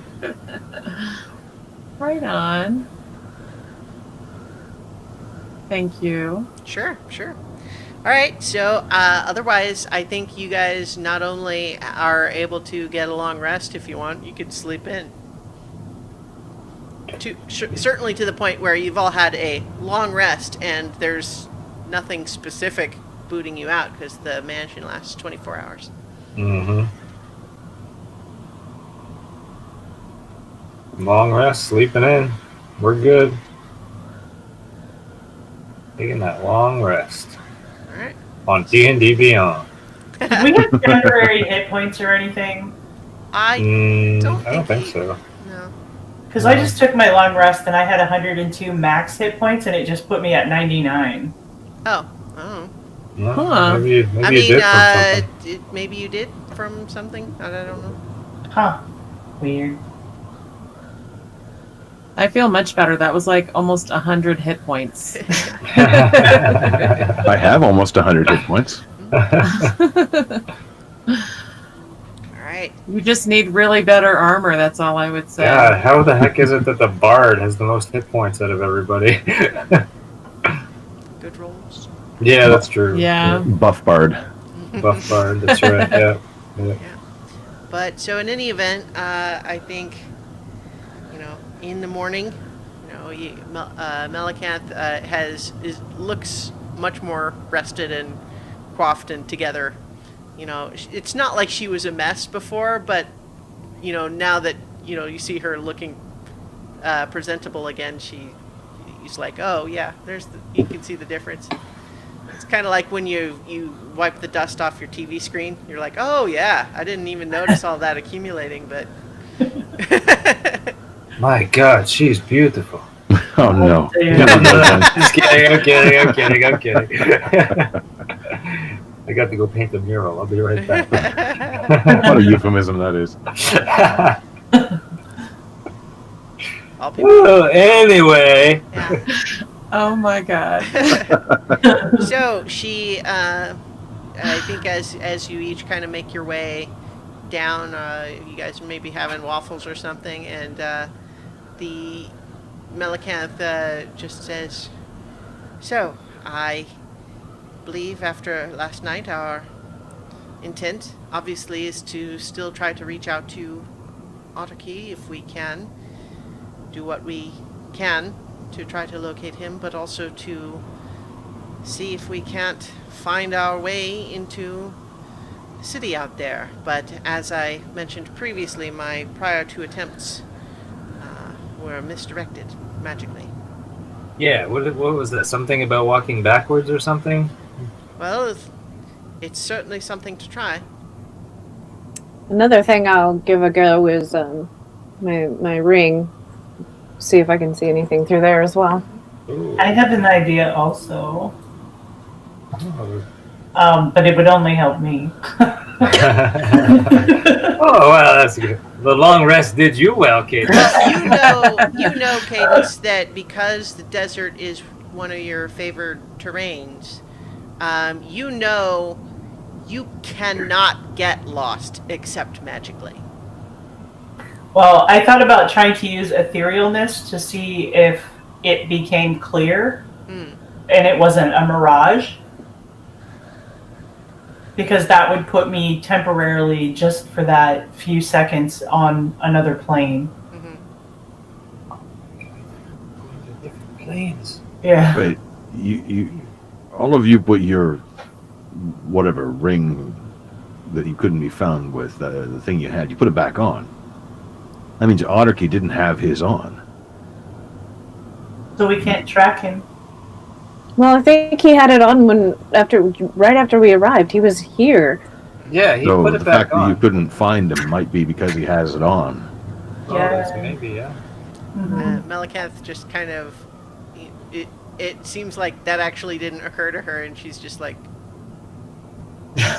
Duh. surely He's like Pikachu. Well, the other thing is, if you did take it off, then the Fey Queens would be able to find them. Right. And just like Nirkina and I were taken once, could be the same thing for him. yes. Also, there's tears and holes all over space and time, so who even knows? But I mean, We didn't find a hole. he would At be least. able to answer Nira. Not And if like- he's not on this plane. The message spell, yeah, that sending spell, it is, it does bypass the charms.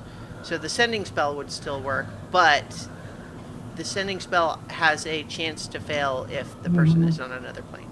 It's a 5% chance, but yeah, it's still a chance. Yeah. Okay, I will step outside and can we? So from right outside the door, can we see the mirage of the city? You can. Okay, so I'm gonna step outside and I'm gonna look through my ring, see if I see anything. Okay. What you see is that it's not an illusion, but it also does not become, like, clear. So what it would appear to be telling you is that it's sort of semi-translucent, appearance, the spectral nature of it, that is not an illusion. It is really like that. So it is neither an illusion to make it appear at all, nor is it an illusion to make it look spectral like that. So weird. It's like it's real but not real. Could want it me be to- in the what did you call it? Ethereal plane? Yeah. Do you want me to try to cast etherealness to see if it's clearer on the ethereal plane?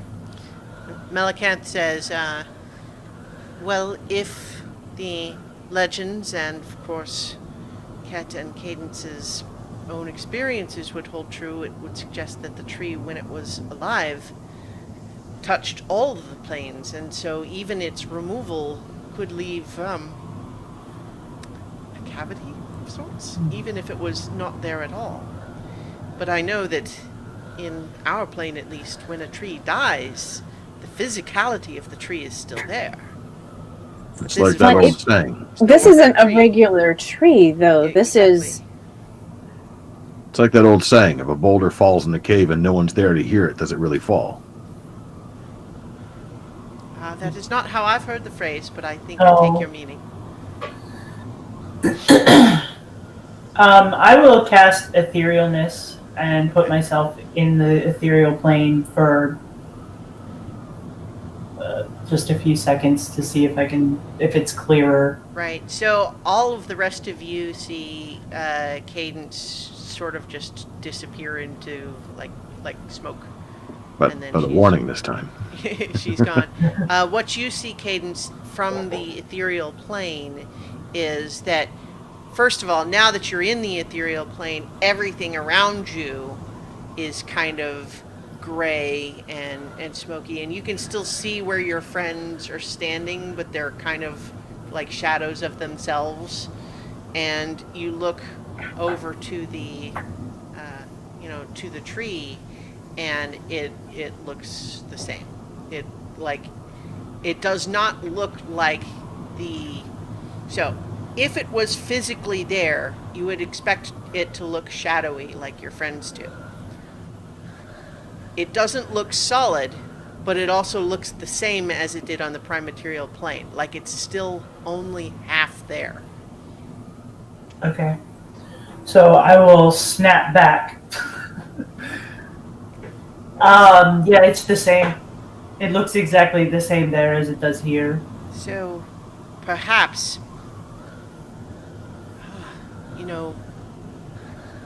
if I'm not mistaken, what Zoreth claimed what he claimed that happened to him after his ritual when the stolen moment was shattered, he claimed that he was spread across all of the different planes, did he not? Nero. That's Yeah. correct. Was she there? That- Did I tell her that? I don't remember telling her. Well, well, okay. So I'm trying I'm, to. I'm trying to figure out if there was a point that I think that he said that when you guys encountered him on the way into Gorn. Because that was when, When he killed Amethyst briefly? and then came back briefly and then disappeared again. Okay. All right.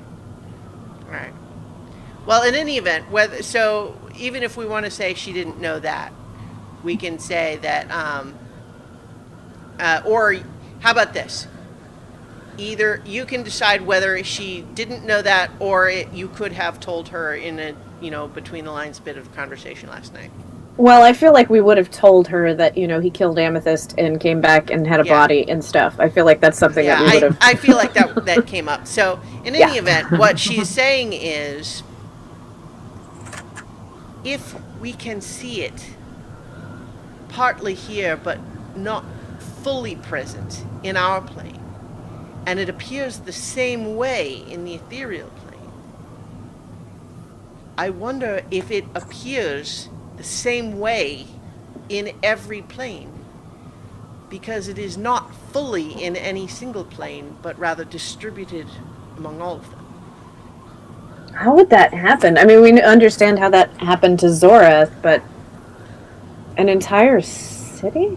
They were trying to, get rid of it. They didn't want people to use it anymore, so maybe they had some kind of powerful magic that allowed them to...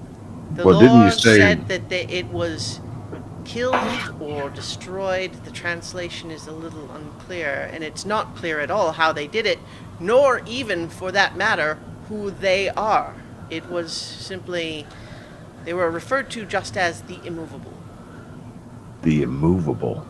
Yes. Wow. If this tree connected a whole bunch of places together, like each of its branches, I think you said something about that cadence of the water, that each branch went somewhere else, and you started to cut it down, and branches were starting to splinter off from the main tree, wouldn't they all go in different directions? Wouldn't the tree be torn up and spread out against all these different places? Is that what we're seeing? It could be. So how do we get there? Can we go to another plane where it's thicker? It's more solid? I mean, how would we even know? Does anybody have mending equipped? No, sorry. This is a joke. How about plant growth? Feathercrest Anybody got says, plant growth?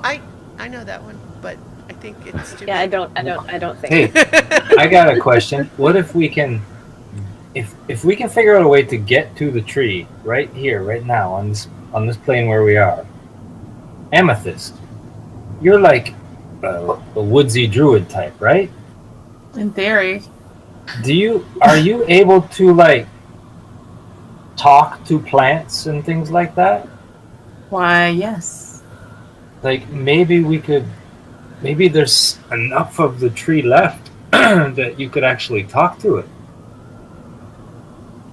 I'm happy to try.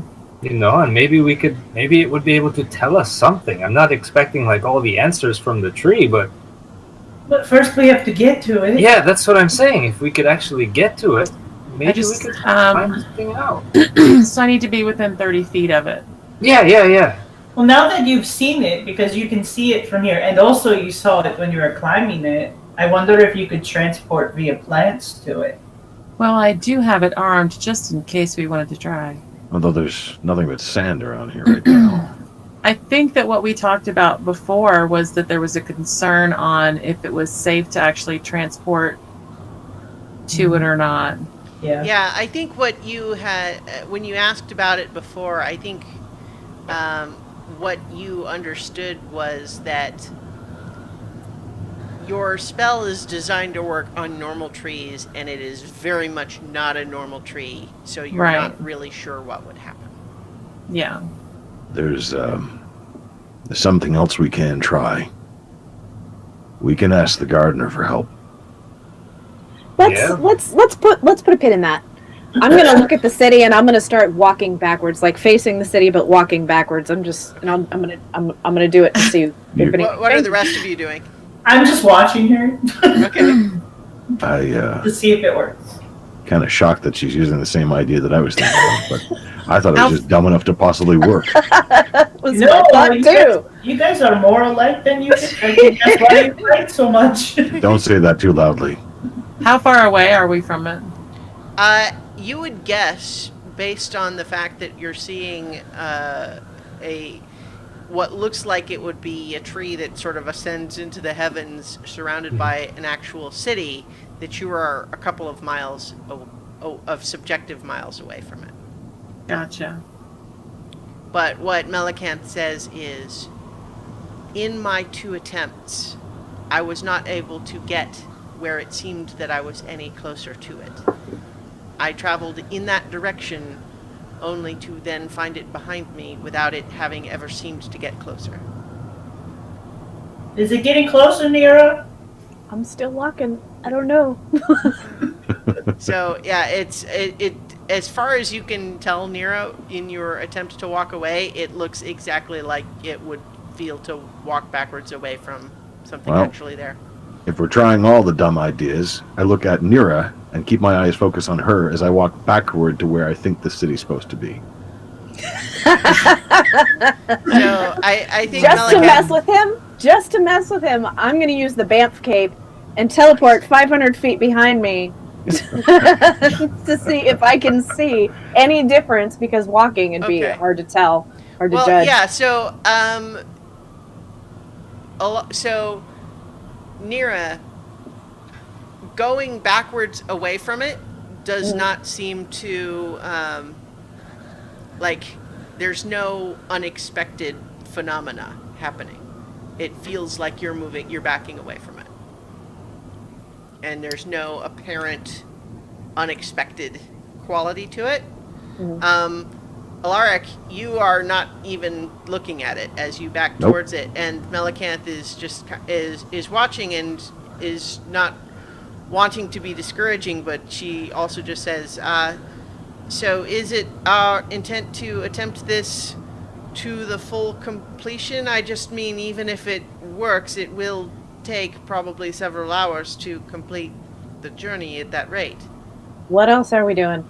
You got a better plan? I'm 500 feet away. They can't hear me. If that's the plan, because right now Alaric is walking away, Nira is walking in the other direction, and we're all standing here. So I'm just asking if we have a collective plan, or Can maybe Alaric's hand take us into the city? I'm stopping. I'm going back to where they're all standing. So this is not working. So what I will also just remind you all is that what I did see, the 2 previous attempts, was this Oasis. And I suspected that whatever magic was causing me to be misdirected was, in effect, attempting to shepherd me in that direction. And I was wary of it, but that is another option as well. That one sounds creepy to me. Well, I thought Sounds so like too, we'll be which is using- why I didn't want to walk in alone. Yeah. But as a group, we could perhaps be better on guard against any potential danger we might find there. And maybe it's still a way in. Like It is the only other feature of any significance that I have observed in the area. Otherwise, it's merely sand for hundreds of miles. Or we could ask Alaric's hand to take us to the city. Stop talking. Yeah, about but I don't think the hand could like. I mean, the hand could maybe take Alaric. I don't think a hand could take all of us. Maybe it could transport the whole god to another plane of existence. Yeah, I guess. Or whatever it was. I don't know if it's a god, but still. I mean, he asked if it could take us, and it said it could.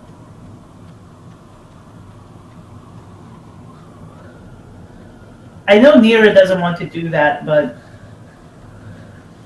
Well, I think Melicanth would say, perhaps, before we take that step, we can simply, as a group, attempt to walk towards it again. We will probably be misdirected as I was before, but perhaps one of you will notice something that I did not. Let's do that. Okay. I say we do that. We're doing what now? We're walking towards the city. Ran to get yeah, back so up. on that note, Nira, please forgive me, I am not familiar with all of the divine magics, but I know that many clerics are able to conjure food and water. I don't suppose that you have prepared that spell today? I have not. Is the mansion still there, or we dispel that?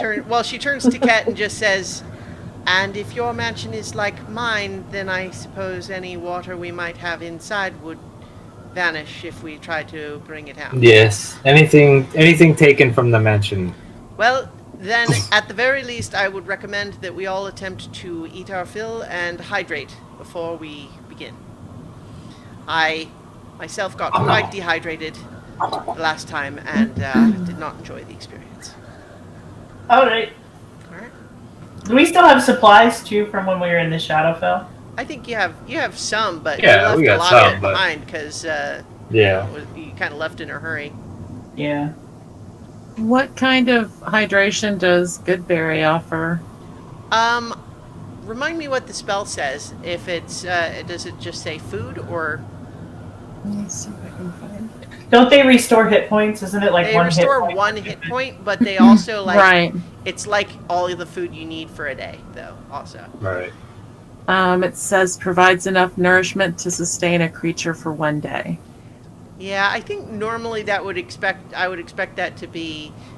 So how about this? I'll say that you think that with the Goodberry, you wouldn't die, but it wouldn't stop you from being uncomfortably thirsty. That's totally fair. All right. Well, look. I mean, how thirsty are we gonna get? This journey was what, a couple miles? Well, I mean, who knows if we, have to keep walking and walking and walking, it could take several hours. Well, Not instead to of mention standing the fact around, that I don't expect us to actually arrive. Yeah. Right, exactly. We don't know Oh. how long it's going to take us. Not with that attitude. I would love to be surprised. Alright, let's look for surprises. All right. So you guys all set off in the apparent direction of this city and the tree? Sure. Why not? All right. It must be working. They're all following me. So, And do you hurry to catch up with Alaric, or do you wait for the Alaric. Alaric? Once they start Alaric, in turn your around. direction. I'm going to continue walking backwards. Okay. It might still work. If you trip, then you're gonna get hurt. Right. What if you fall in a sand thing because you're not watching where you're going? Then how will you be a hero? I'm no hero. I think You you do will be. find that walking backwards down the steep slope of a dune is challenging. I figure I'm probably walking at half speed and I'm already slow to begin with. Yeah. Hurry up, Alaric!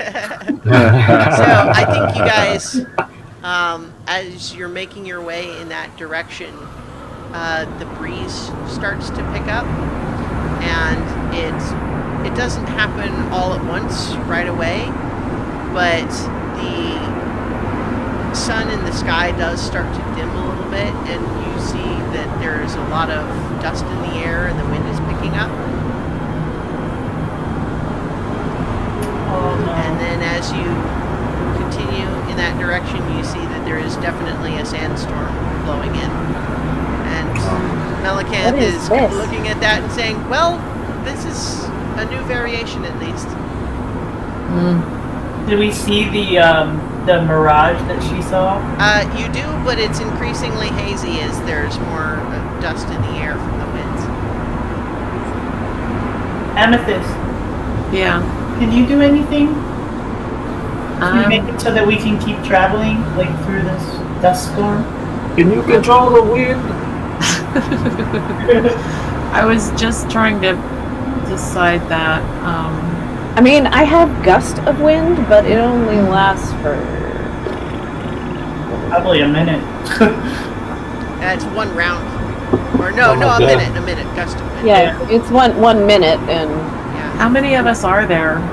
Let's just blow. Well, so it's the 5 of you and Arwen, obviously, and Millican and Feathercrest. Well, I mean, we could always try wind walk because we'll just get faster in whatever direction we're going to be in, and I think that would protect us from the sandstorm. won't we get carried along with it, though? Or do we have control We over have- our movement? We have control. We fly with a we Yeah. have a flying speed of 300 feet. I think, though, that as wind, you would not be immune to powerful winds, though. Okay. Yeah, that makes sense. Could we get above it?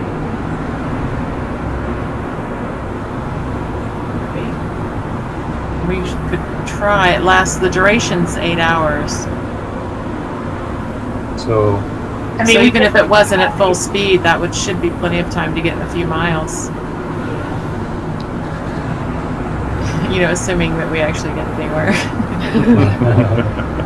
Well, at this point, I'm willing to give it a go because this stuff is painful. Yeah. It's definitely stings your faces, for sure, and it's getting in your eyes. Does it count as difficult terrain? Well, it definitely would, except that as your favored terrain, Cadence, I think with everybody following you, you are able to, like, lead everybody, like, the best paths up and down the various dunes and everything. You're able to keep everybody moving pretty quickly. I was thinking about casting freedom of movement on Amethyst so that she is not affected by the difficult terrain. well, us being with you and it being your favorite terrain, Yeah. Oh, I think- that helps everybody. that count. That counts. Anybody traveling with you is immune to the difficult terrain. And Oh my you are gosh. also, Cadence, that, like, you can just Wow. tell intuitively, like, that you are moving in a straight line, like you're not going in circles or whatever. Can we tell whether or not this storm is natural or magical? Make a nature check. Amethyst can make one as well.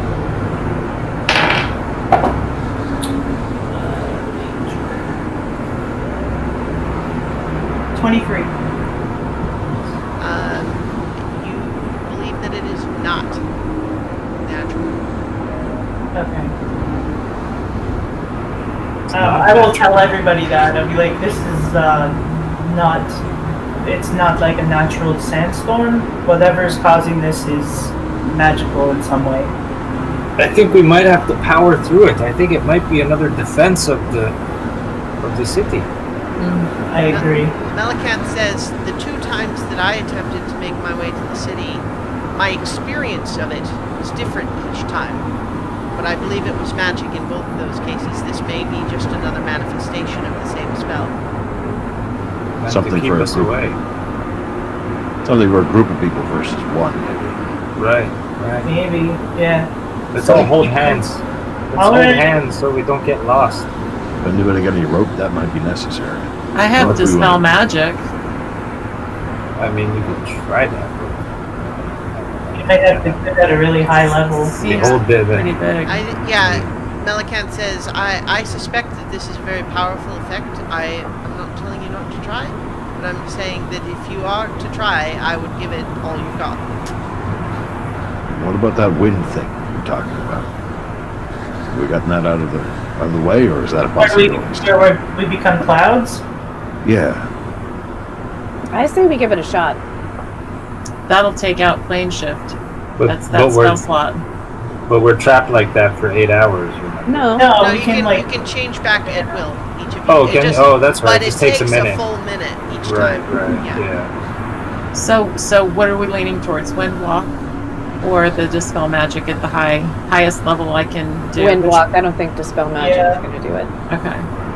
That might be helpful anyway, because it makes us move faster and Yeah. Totally agreed. I'd say let's try the wind walk. Yeah. All right. Done. So, you each concentrate.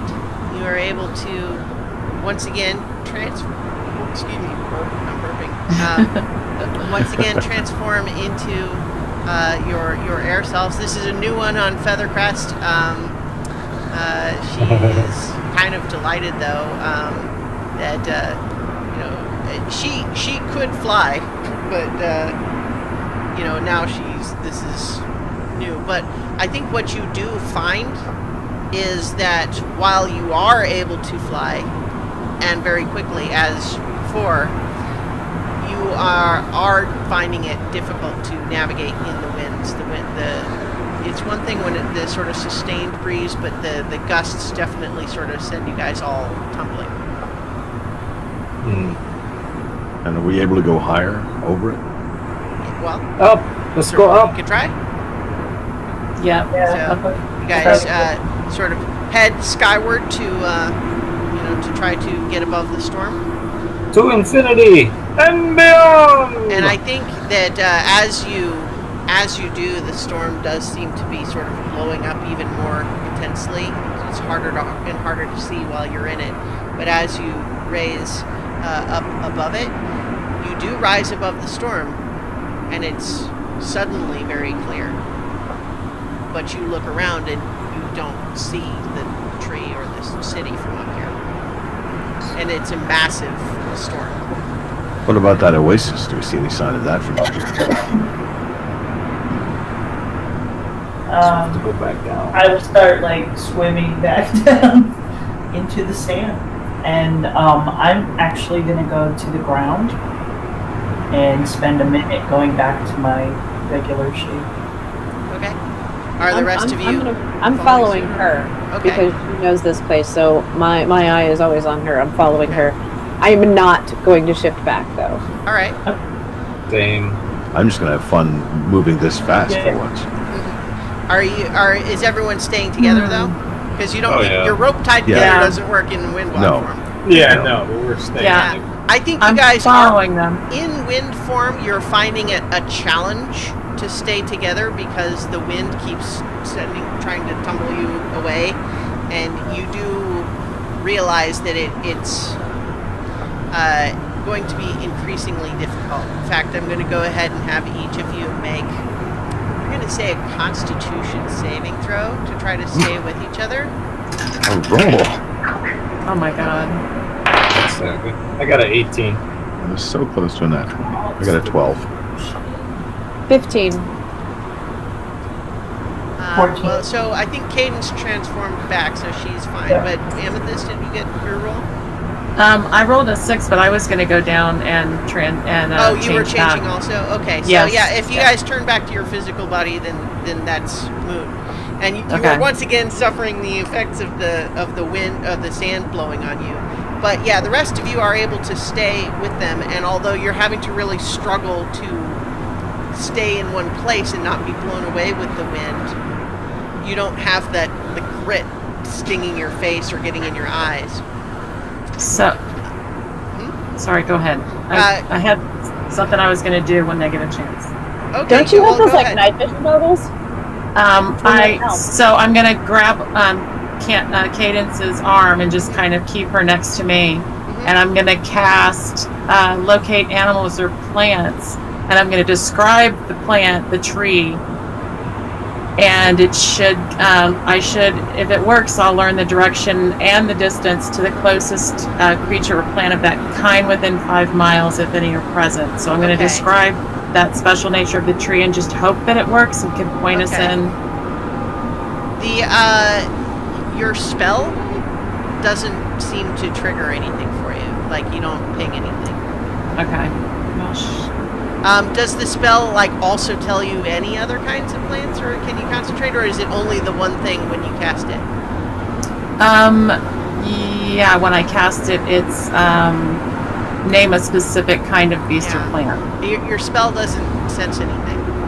Okay. And I think Cadence, because of your sort of natural attunement to this terrain, you know where you are in relation to where you were and where you were trying to go, and you know that you're approximately in the right direction, but you really the sand and the wind is getting so intense that it's really hard to actually see.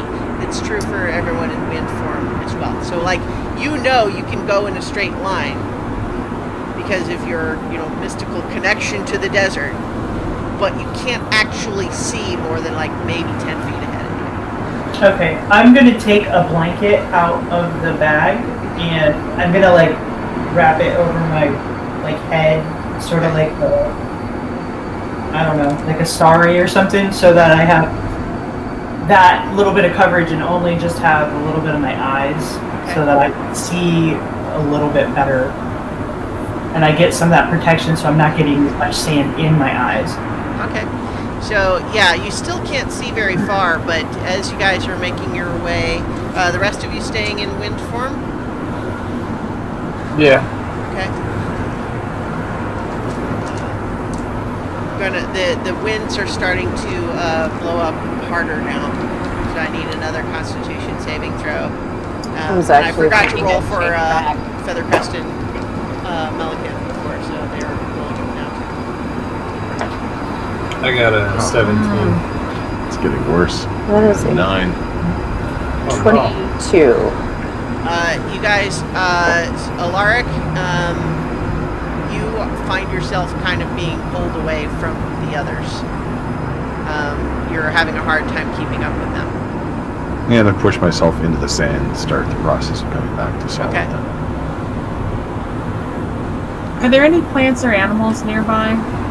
Well, right now you can't see any because of the visibility. When you were on the dunes before, you didn't really see any. It was just the dunes. But as a druid, that there are things that live in the desert, and it's just not always readily apparent to those unfamiliar with it. So you know that there are probably little shadowy areas that don't get so much direct sunlight that might have like little bits of things, and there might be little scrubs here and there where there might be water under the ground. And then of course there's this mysterious oasis, but you don't see anything right now.